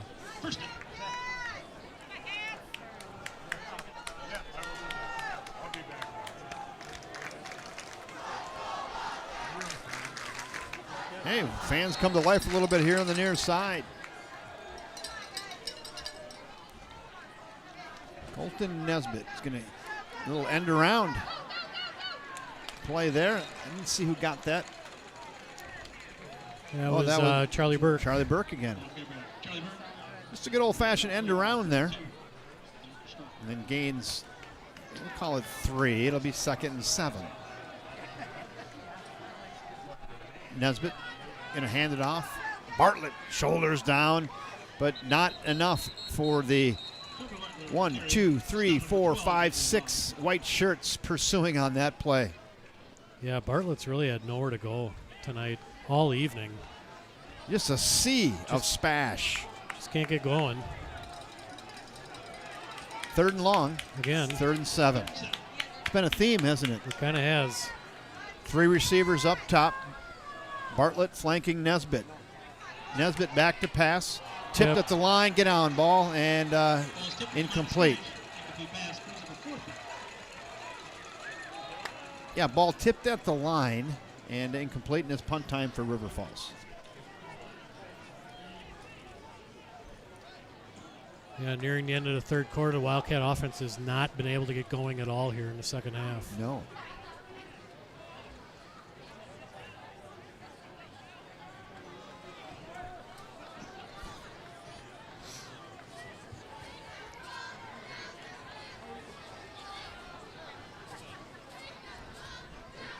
Two receivers deep for Spash. Another nice high punt. kick. Fair catch called for by Isaac Yang. And Careful. What a nice, he's having a nice night, isn't he?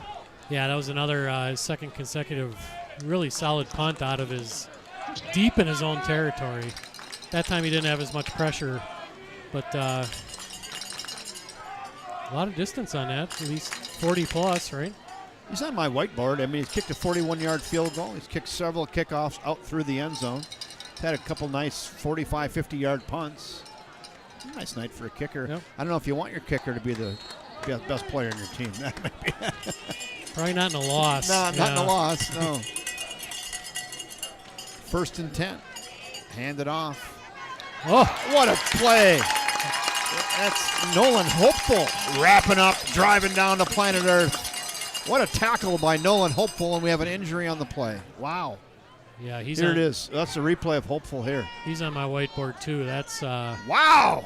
That's big time. I think what happened there, though, on that tackle, I think maybe got his foot underneath him there. Oh, do you think that's what happened? Yeah. Okay. I think Beaversdorf maybe got a leg underneath him. He's up, though. He's good. Yeah, he's good. He's good. He's got to sit out a play, but good to see that. Yeah, so good. Fritz Beaversdorf up, and he's headed to the sidelines. That was a pretty vicious hit there by Nolan Hopeful. Yeah, he's on the whiteboard too, I would think. He's had a lot of tackles tonight for the Wildcat defense. Yeah.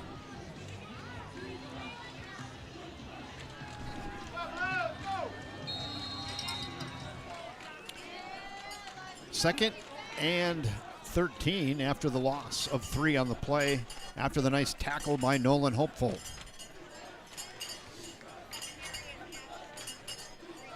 Breitbach. He's just going to, now he was going to keep it. Now he's up over the middle. They bid on that, and Trent Chardonnay is off to the races and taken down at the 13. That's a great fake there where he fakes like he's going to run, and I think the linebackers and everybody kind of came up. Yeah, they all came up. And they let Chardonnay wide open. Pretty good play. Yeah, really good play. But that play set up by the athleticism, right? He's going to run it all night like that, and then you cave in and you kind of give up in the back, and he says, I'm going to stop right here and just dunk one over the middle and rack up 50 yards on you, and he did it. Yep, also set up by the fact that the Panthers have run the ball the last several plays. Yeah, right, setting it up. That's what the Wildcats were thinking was going to happen again, and 100%. They got him. Hand it off. Henry Roth on the carry. Not much there for Roth. Couple nice tackles. 13 for River Falls. Lane Amadon on a part of the tackle there. Lane Amadon, the senior, in at linebacker. Number 13. Had a great baseball season this summer. Real good. How about that? State champs, American Legion champs. Yeah. 2-1. That was a great baseball game. Yeah, Lane made some big plays during that whole tournament. Yeah. Big hits. Good athlete. Pitched a little bit. Yep. 2nd and 10. Going to keep it. Left side. It's got a seam and a nice open field tackle. That's 20 on the tackle. Brady Larson with the tackle, the junior. Nice tackle, Brady. Yeah, he's going to be a good one. Wildcats have had a lot of pretty good safeties over the years, and he's next in line, I think. Brady's got good size. He's 6'2", 190. It's really good size for a safety, and he's only a junior. Well, that's going to do it here for quarter number 3. 34-10 after 3 in the books. So Spash took the opening kickoff, and they drove down and scored, didn't they? I'm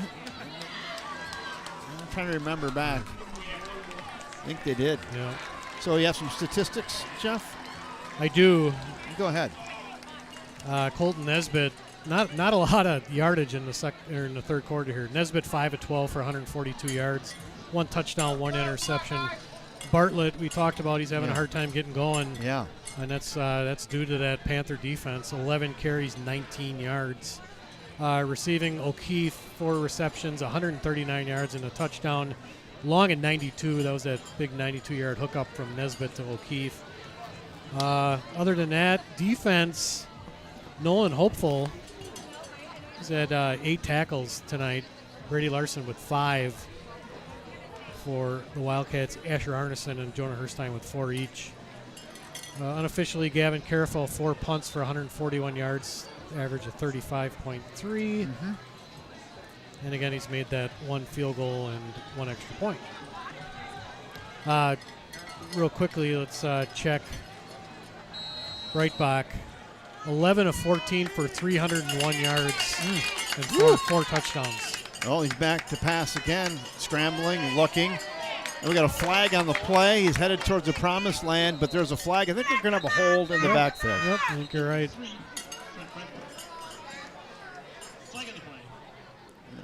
Some cramping going on.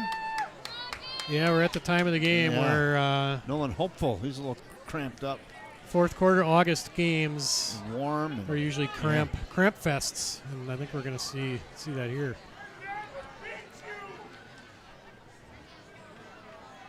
34-10, 11:53 to go in the game. Timeout for some cramping. Might be a good time maybe just to run through our sponsors if you want to do that here. Thank you, First National Bank of River Falls, proud sponsors of everything Wildcat Sport. The Massa Mortgage Team, Leach Insurance, and the Garage Bikes and Brews. And here we go. Thought they were going to wait for that guy, but they're like, nope, we're going to play on.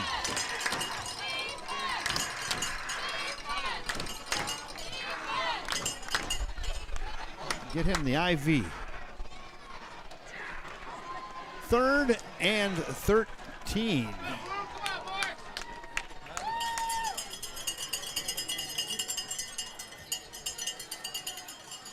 Let's see what Spash dials up here for Trenton Breitbach. Watch the far side, watch the end zone. They might go for it all here. Back to pass, and they are. And caught, and just out of bounds. Boy, that was close. Now you can see that wide side of the field was wide open, and with Breitbach's arm and the talented receivers, you just had a feeling they were going right there. They did, and he caught it just out of bounds. It'll be 4th and 14. Let's see what they elect to do here. 4th and 13. I saw Will Furcus out there for Spash. He said, let's kick it. Yeah. He's got the leg for it. Yeah. No, they're going to go for it, though, at 4th and 14. Yeah, hold here would be a nice moral victory, huh? There's a fan trying to get us going again here. 4th and 14. Back to pass. It's going to be a hold, no call. And that's a high throw, incomplete. And Turnover on downs. stop. Turnover on downs. That's a stop. No flags. Hey, that's a nice play there. Good defense. Good job by the defense. Should give them a little confidence, right? Heck yeah. Small victory. I think we've held Spash to 7 here in half 2, huh? Yeah, halftime it was 27-10, so, yep. Well, back over to the Cats, see what they can do. See if they can put a drive together here. They have trips here on the near side. Bartlett in the backfield with Nesbitt.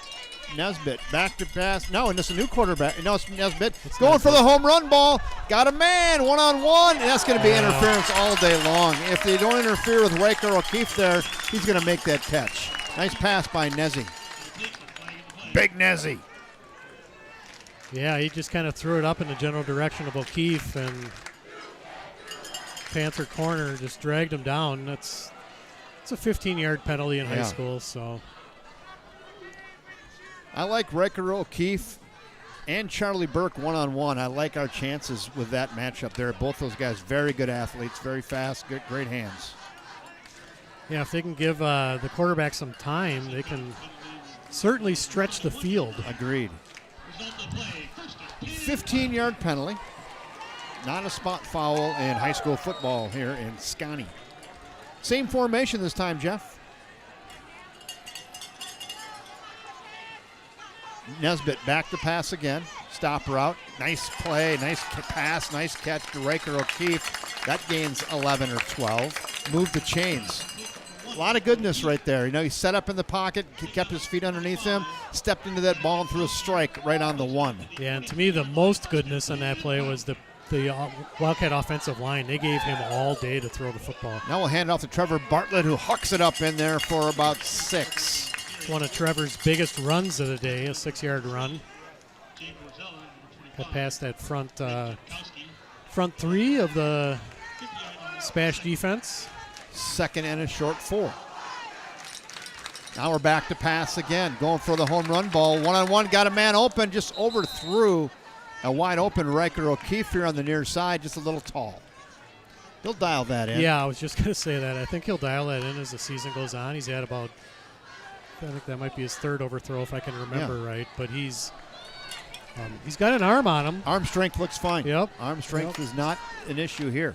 You'd rather see an overthrow than an underthrow, that's for sure. 3rd and a long 3, we could call it 4. Wide receiver screen. Get it here, a near first down yardage to Charlie Burke. Maybe a yard short. It'll be 4th and 1. You got to go for it here. Yeah, and that play he caught. He hit Charlie when he was right in stride, and that was just a real solid job by the Panther defense. Let's see if they go quick to Bartlett here. Off that left side. They do. He's got the edge. He's got first down yardage and more. He's got the 40, the 35. He's got some speed down to the 30-yard line. Well, there's his best run of the night. Trevor Bartlett with a big 24-yard gainer there. Yeah, I'd say that was his best run by far. Good job again by that Wildcat offensive line. Vorwald at left tackle, Herstein left guard, and Chase Radloff at tight end. I see some things to build on here, Jeff. Yeah, it's been a much better second half. Hand off to Bartlett again. This time they go right side, and he falls forward, and Bartlett's getting his sea legs, and he gains 9. It'll be 3rd and 1. Yeah, Bartlett's put together his best 2 runs of the entire game. Best three, yeah, on this drive. 2nd and very short. Call it 1. Bad snap. Back to pass. He's rolling out. Now just tuck it and go. Or catching on his sidelines. Did it incomplete? I think let's go back, take a look at this toe tap, though. We've got it right here. Let's go back, see how close this was. That was a great catch. Good job keeping his poise there. Oh, that's close, isn't it? Close. I think he was probably out of bounds, but he gave him a shot. He did give him a shot. 3rd and a half a yard, 3rd and 1. Give it to the road grader. He's got first down yardage and a little bit more. Move the chains inside the 20. We're in the red zone. Probably the best overall drive of the night for the Wildcats. Their only other score was on a 92-yard touchdown pass. This one It's been a little methodical, mixing the run with the pass. Yeah, Bartlett's had some nice runs, and it's been a good job by the Wildcat offensive line. I'm seeing some good things here on this drive. Fresh set of downs, 1st and 10. Now we're going back to pass again, looking left, now rolling to his right. Look up behind you. Throw it to the end zone, back of the end zone, incomplete. Yep, just a little bit high.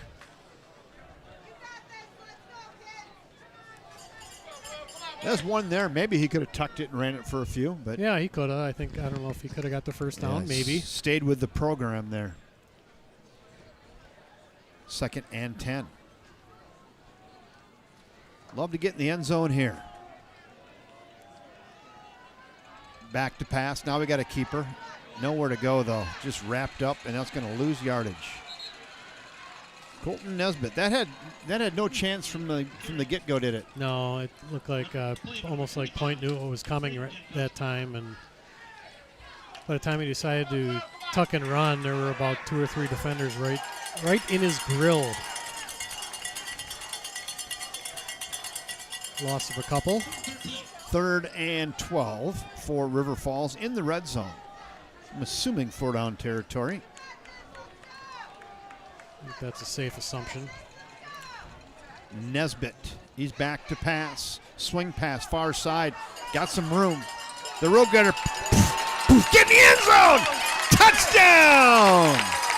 Trevor Bartlett with some want-to. Nice play on the swing pass, and then it was all Trevor Bartlett. Yeah, lots of goodness on that play. Again, another nice pass by Nesbitt. Hit Bartlett right in stride. Excellent job by the Wildcat offensive line and tight end group to give him some room to run, and Bartlett broke some tackles and got in the end zone. Yeah, nice play. Going for 2 here. Definitely some things for head coach Ryan Schurz to build on here in half 2. Little end around, plenty of room, walk it in. Touchdown, or a 2-point conversion, Riker O'Keefe. Well, we got a 2-score game right now. Yeah, let's Kevin. go back, take a look at this last swing pass here. Bartlett, yeah, here's the wide swing open. pass. Hit him right in stride. Breaks a broke tackle, 1, another broke tackle. 2, broke 3, broke 4. 5 tackles. 5. Yep. How about that? The road grader breaks 5 tackles with some want-to and gets in the end zone for 6. Yeah, it took Trevor a while to get going here tonight, but he's saved his best for the 4th quarter here as he had several nice runs and then again that nice reception that time. He's worked his way into the whiteboard He right has. there. Check the stats here.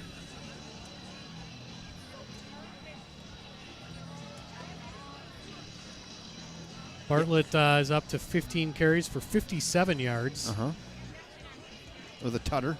O'Keefe, 5 receptions for 151 yards and a touchdown. Nesbitt, 8 of 18 for 176 yards and 2 touchdowns. Who got the 2? Oh, Nesbitt. Nezzy thrown for 2. Yes, thrown for 2. Yep. Well, hey, not sure if the Wildcats have worked on onside kicks, but this would 34-18. This would be a good time for one. 8:21 to go. Find out here in a second. I know Gavin's done them many times before. Yep, he's going from the left, so that's. I think we got one coming here. See if he pooches it up a little bit. Nope. It drives it deep. What do we know? Yeah. It takes a great Wildcat bounce past the back and into the end zone. They'll take it out on the 20. All right. Well, so I'm going to ask you this. So how's your whiteboard looking for the garage gridiron grinder of the game? Folks at home can get on the chat section. We probably can use a little help tonight. Again, we're the final arbiters, but lobbying is okay. Yeah, I think O'Keefe's on there for sure. Nesbitt's had a nice game. Nolan hopeful.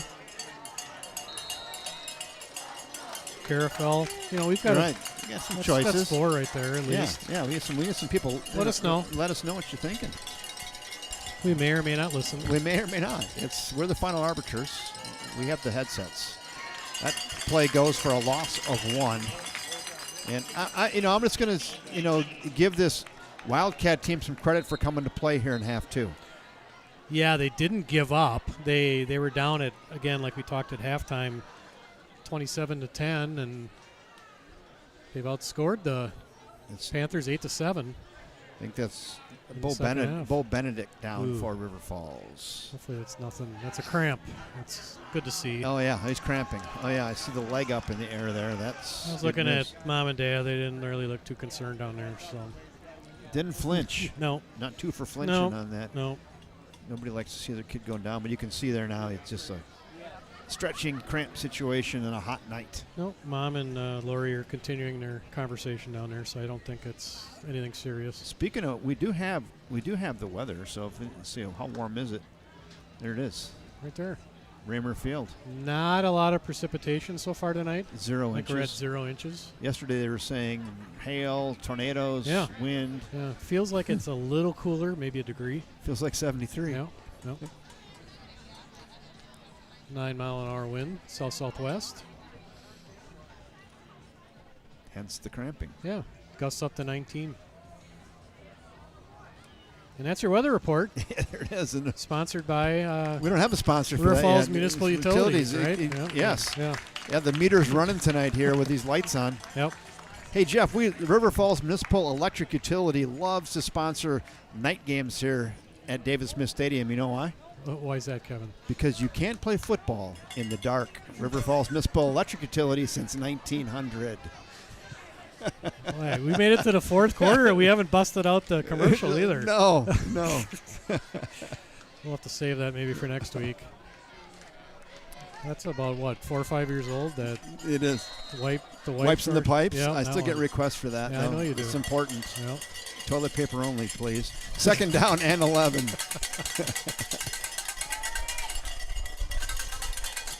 Yeah, you from our cowbells. They've took them out of their pockets. Let's go. Second and 11. Going to keep it on the right side. Looking for a crease. He's got a crease. He's got a lot of room. He's got one man to beat, Jeff. And he beat him. It's going to be chased down by Oliver Simmons. I don't think he's going to get him. And the athlete, Trent Breitbach, just put an exclamation mark on his night tonight, huh? No flags. Got to the outside. We talked about his speed earlier in the game. He can fly, as we talked, and he can do a lot. He can throw the football, too. So he's just a heck of a quarterback. He's got a nice little highlight reel he's put together tonight. Yeah, if you're a college scholarship school looking for a quarterback, this might be your guy right here. UWRF? Yeah, I think he'll be a little bit, maybe D2, maybe? Yeah, he's got 3 D2 offers already, and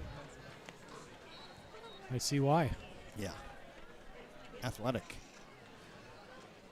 Kick is up. And that one didn't quite have the leg as the other ones did, but it's right down the middle, and it's good. So with 7:35 to go, at 41-18 Spash after the – how far was that run? That was 70-ish yards.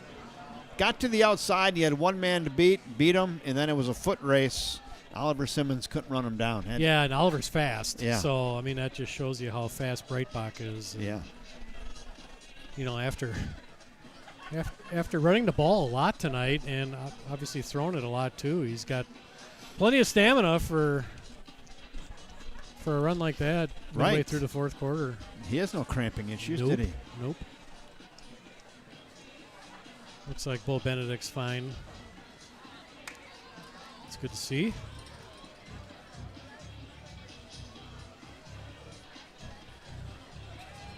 Yeah, we got looking at the sidelines. We got a lot of kids that are dealing with some cramp stuff. Hopeful stretching out a little bit.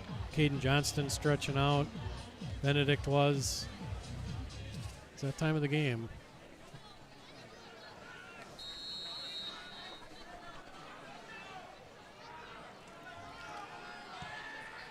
Another booming kick. This one's fielded on the 2. Blodgett on the far side. Oh, clothesline down, loses his helmet. No flags. That was just a good old-fashioned clothesline. That was like a professional wrestling clothesline, Kevin. Yeah. Let's go back, take a look at that again. I think we've got it. I think I might have that here. Let's see. Oofta. Yeah, I don't know about that. Welcome to high school football, Jacob Blodgett, but that's wow. Yeah, I don't know about that one. That's vicious. That'd be illegal in professional wrestling. Right. I mean, lost his lid, the whole thing. Yeah. First and 10 with 7:29 to go. Let's see if we can grind some clock here and maybe get 7 more on the board. They're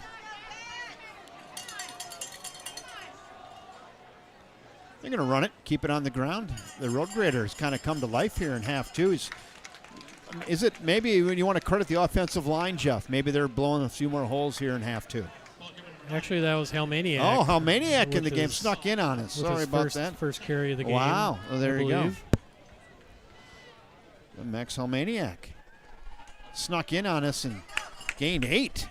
There's O'Keefe again. A little swing pass on the far side, and that moves ahead for 7 and moved the chains. So, okay, Max Halmaniak snuck in the game at running back, and first play he runs for 8 yards. Trying to make his case. Max Halmaniak is a 6'2", 200-pound senior. Still in there, flanked on the left side of quarterback Colton Nesbitt. Nesbitt back to pass rolling, looking down the field, still looking, going to have to tuck it and go, and now he is going to go, and knocked out of bounds after a short gain of about 4 or 5. Nice scramble there by Nesbitt, gets 5 yards. It'll be 2nd and 5. Yeah, Colton did a really nice job of keeping his eyes downfield that play, and he just had nothing. I know he was looking for a Halmaniak, he was looking for O'Keefe, and good job by the Panther defense covering the Wildcat receivers. Now Bartlett's back in the game, and Bartlett's got it. He got his jersey. He's got strong legs, and he moves out near the 50-yard line. Boy, he gets a little bit of a break, and he came in high knees, breaking tackles, and yeah, he looks really good in here in half two. Yeah, especially the fourth quarter. He's getting it going, Trevor Bartlett, and Wildcats are going to need him as the season goes on. He's got it again now, Bartlett. This time, no sail there, and then no gain. It's 2nd and 10. Again, we're looking for grinder of the game. Yeah, we can use some help. Come on, we can use some help at home. Nothing so far. Nothing.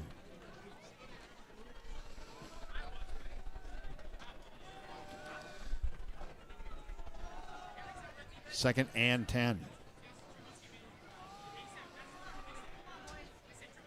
Nezzy back to pass. Big Nezzy.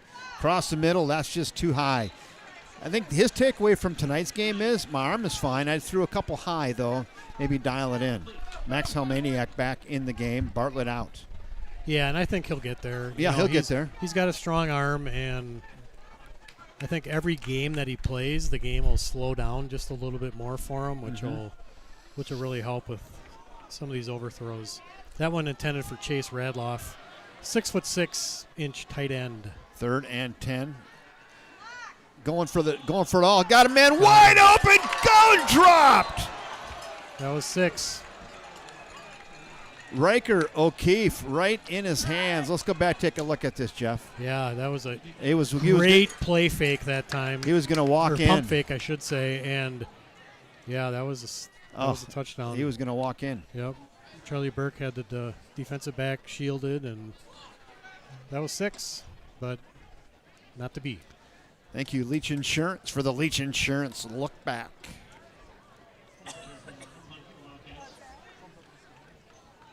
Yeah, he'll think about that one as he lays in bed tonight.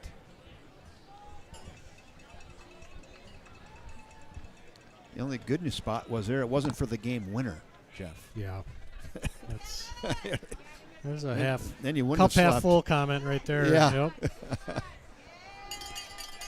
Fair catch is called for and fielded on the 20-yard line by Trent Chardonnay. Maybe with that, we'll maybe run through and thank our sponsors again. We have a second here as the possession change. Thank you, First National Bank of River Falls, Allie Massa and the Massa Mortgage Team, and Vito Massa, Leach Insurance for the Leach Insurance Look Back. And we are about to probably announce who we'll have for the Garage Bikes and Brews Gridiron Grinder of the game. Let me go through the stats again real quick. Nesbitt 9 of 21 for 183 yards, 2 touchdowns. Long at 92. So about half his yardage was on that one play. Trevor Bartlett, 17 of 68. O'Keefe, 6 receptions, 158 yards. That's a pretty good day. And a touchdown. That would have put him over 200, that last play. It might be fun to interview him, just ask him about that last play. So you said O'Keefe had, let's go back to O'Keefe, 6. 6 for 158 and a touchdown. And a 1 tutter. Okay. As of now. Okay, yeah, still meat on the bone. See if the Wildcats can get the ball back here before the clock runs out. These reps are really important, even at the end of the game here where the game's basically been decided. It's for an inexperienced team like the Wildcats, these reps are really important. Run up the middle, moves the pile forward. Boy, they're strong, aren't Seen they? that a few times, haven't we? Wow, just moving the pile. Yeah, and I think if there's any takeaway from tonight, I mean, there's a lot of them, but yeah. But the speed and strength program at Spash they're buying in. The squat rack has been used. How about that? Yep, they're buying in, and it's not just the running backs. It's their offensive line is. If you look at those kids, they're massive. Yeah. And they've just done a good job opening holes for the. Yeah, this kid on the near side, so it's 79. He's a big unit. Yeah, he's 6 foot 305. Yeah, big kid. That's good size. Handoff up the middle, bounces it to the outside. More athleticism. Pretty good tackle there by Caden Johnson. Get in on the end of that. Who's on the bottom of that pile? Started that tackle, number 13, Jeff. Yep, number 13, that's Lane Amadon. Lane Amadon again. Called his name a few times here in the second half.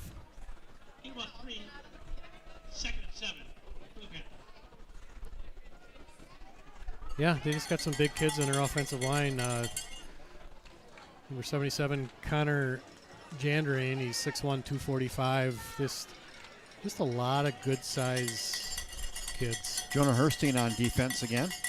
Simpson. Shoots to the outside. And we got a late flag on the play. That was Fritz Beversdorf again on the carry. Just a big fan of that name. I am too. Fritz Beversdorf. If I had to do it over, right? Fritzy. Had 6 boys. I could have found one of them. Right. Named him Fritz, right? Fritz Johnson. That's memorable too. Just didn't think of it.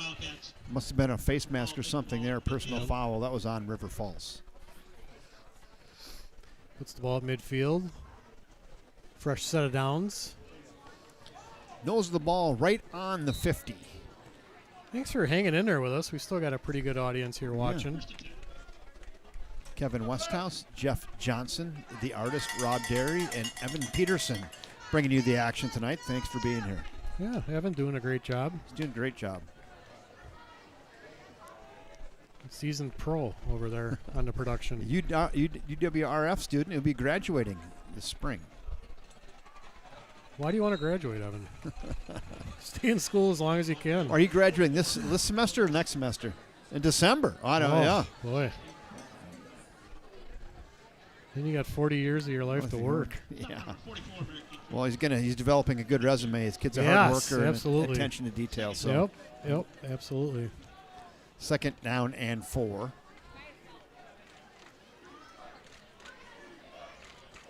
Clock continues to run.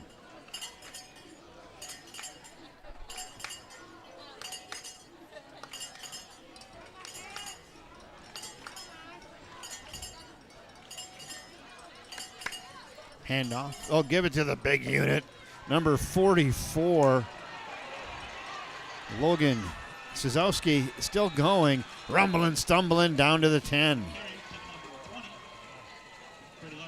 Logan Suzuki. Haven't called his name tonight, Jeff, and he was happy to get the football. Yeah, he's a load. 6 foot 230, senior. That's a professional NFL size fullback. Yeah. He had a tough time bringing him down, didn't they? Yeah. That keeps the clock moving. Or actually, it stops the clock because he ran out of bounds. 2:50 left here. Can get a first down at about the 2.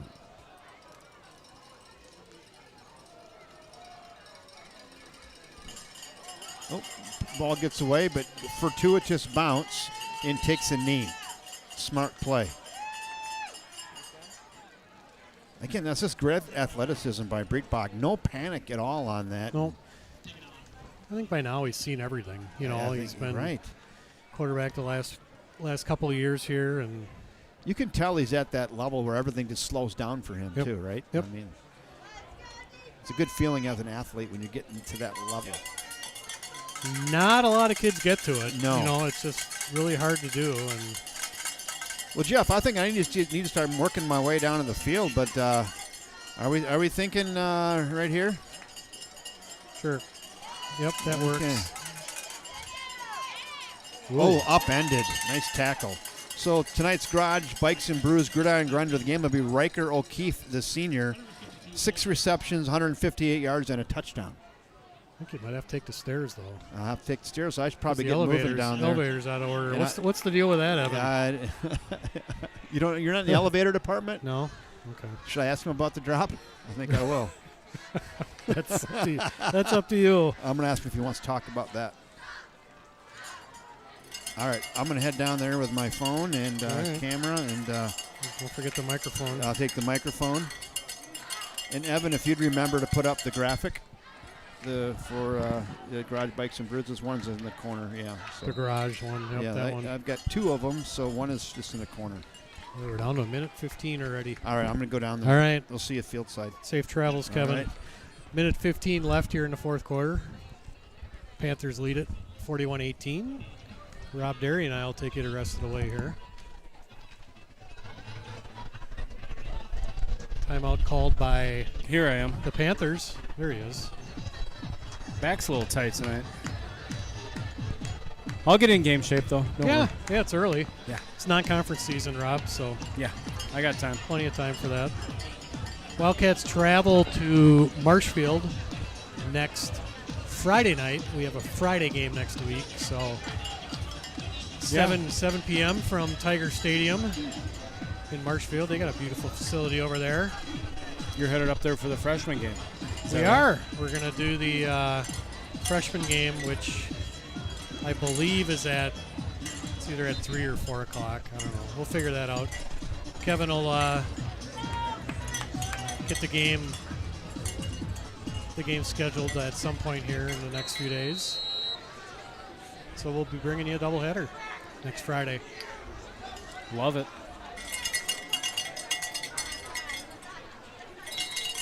Give that time to number 24. That's Caleb Patoka, only a sophomore. Trip up at about the 16-yard line. Fourth down.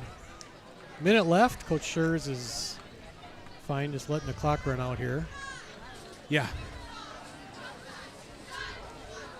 Haven't seen any major injuries, Rob. I don't know if you have, but it looks like the Wildcats got out of here pretty healthy. Oh, a couple cramps is all, I think. Spash remained healthy, I believe. Yep, they got a new quarterback in, Elias Rogers, the sophomore, number 8, playing quarterback. Here's the give that time again to Patoka. He's a little bit short. And the Cats will take over with 26 seconds left at about their own 10-yard line. Looks like Nesbitt will come in here to take the last snap or two. Probably take a knee. Yeah. Maybe? Do you do that Maybe. here? Maybe you don't. I don't know. I guess we're going to find out. Looks like they still have most of their starters left in the game.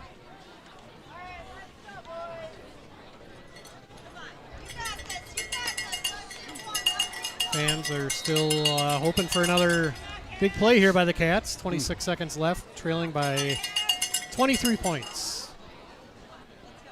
To give to Helmaniak. Nice tough run that time by Max Helmaniak. And just shy of a first down. Why does the clock stop? I don't know why it did. I think the referee thought it was a first down, but it wasn't. So there it goes. She's ticking.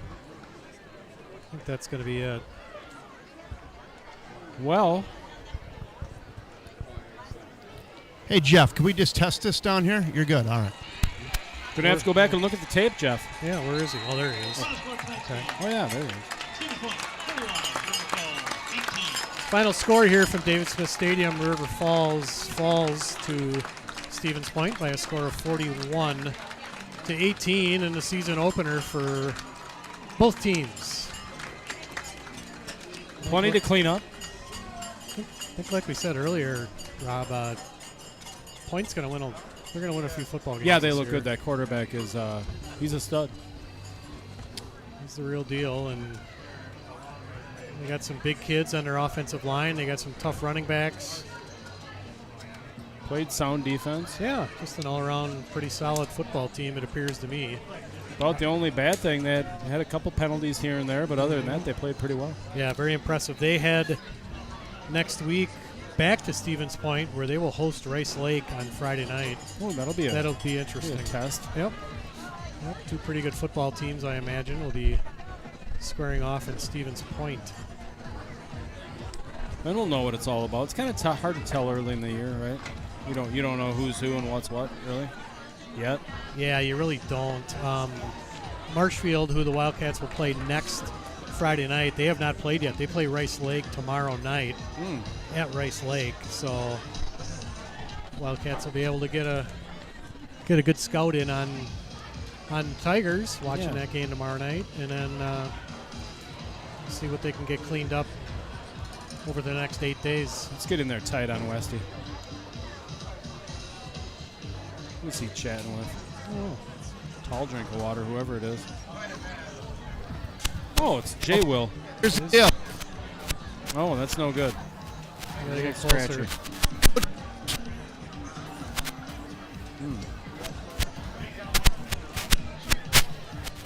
Justin Wilson's working on him. Coach says nobody tonight. So, but we're working on Riker O'Keefe. Wow. I would tend to agree with the coach. I hate to see it. Well, I mean, I don't know. Some issues with the old box here. Yeah. All right. Max Dolman, senior tonight. Oh, all right. All right. That works. Just got to get a little bit closer, though. Come on over. Max Dolman. Can you guys hear me? Okay, I got to come a little closer. Come a little closer, Max. How about right now? How about now? Keep coming. Come over here more. How about right here?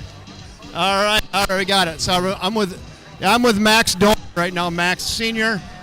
So what do you take away from a game like tonight, Max? You know, to be honest, we came into here coming off a really hot season. You know, we didn't take them as hard as we should have. This hurts, and honestly, I don't got much words for it.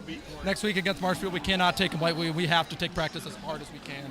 Not like this. You had to feel halfway second half, though.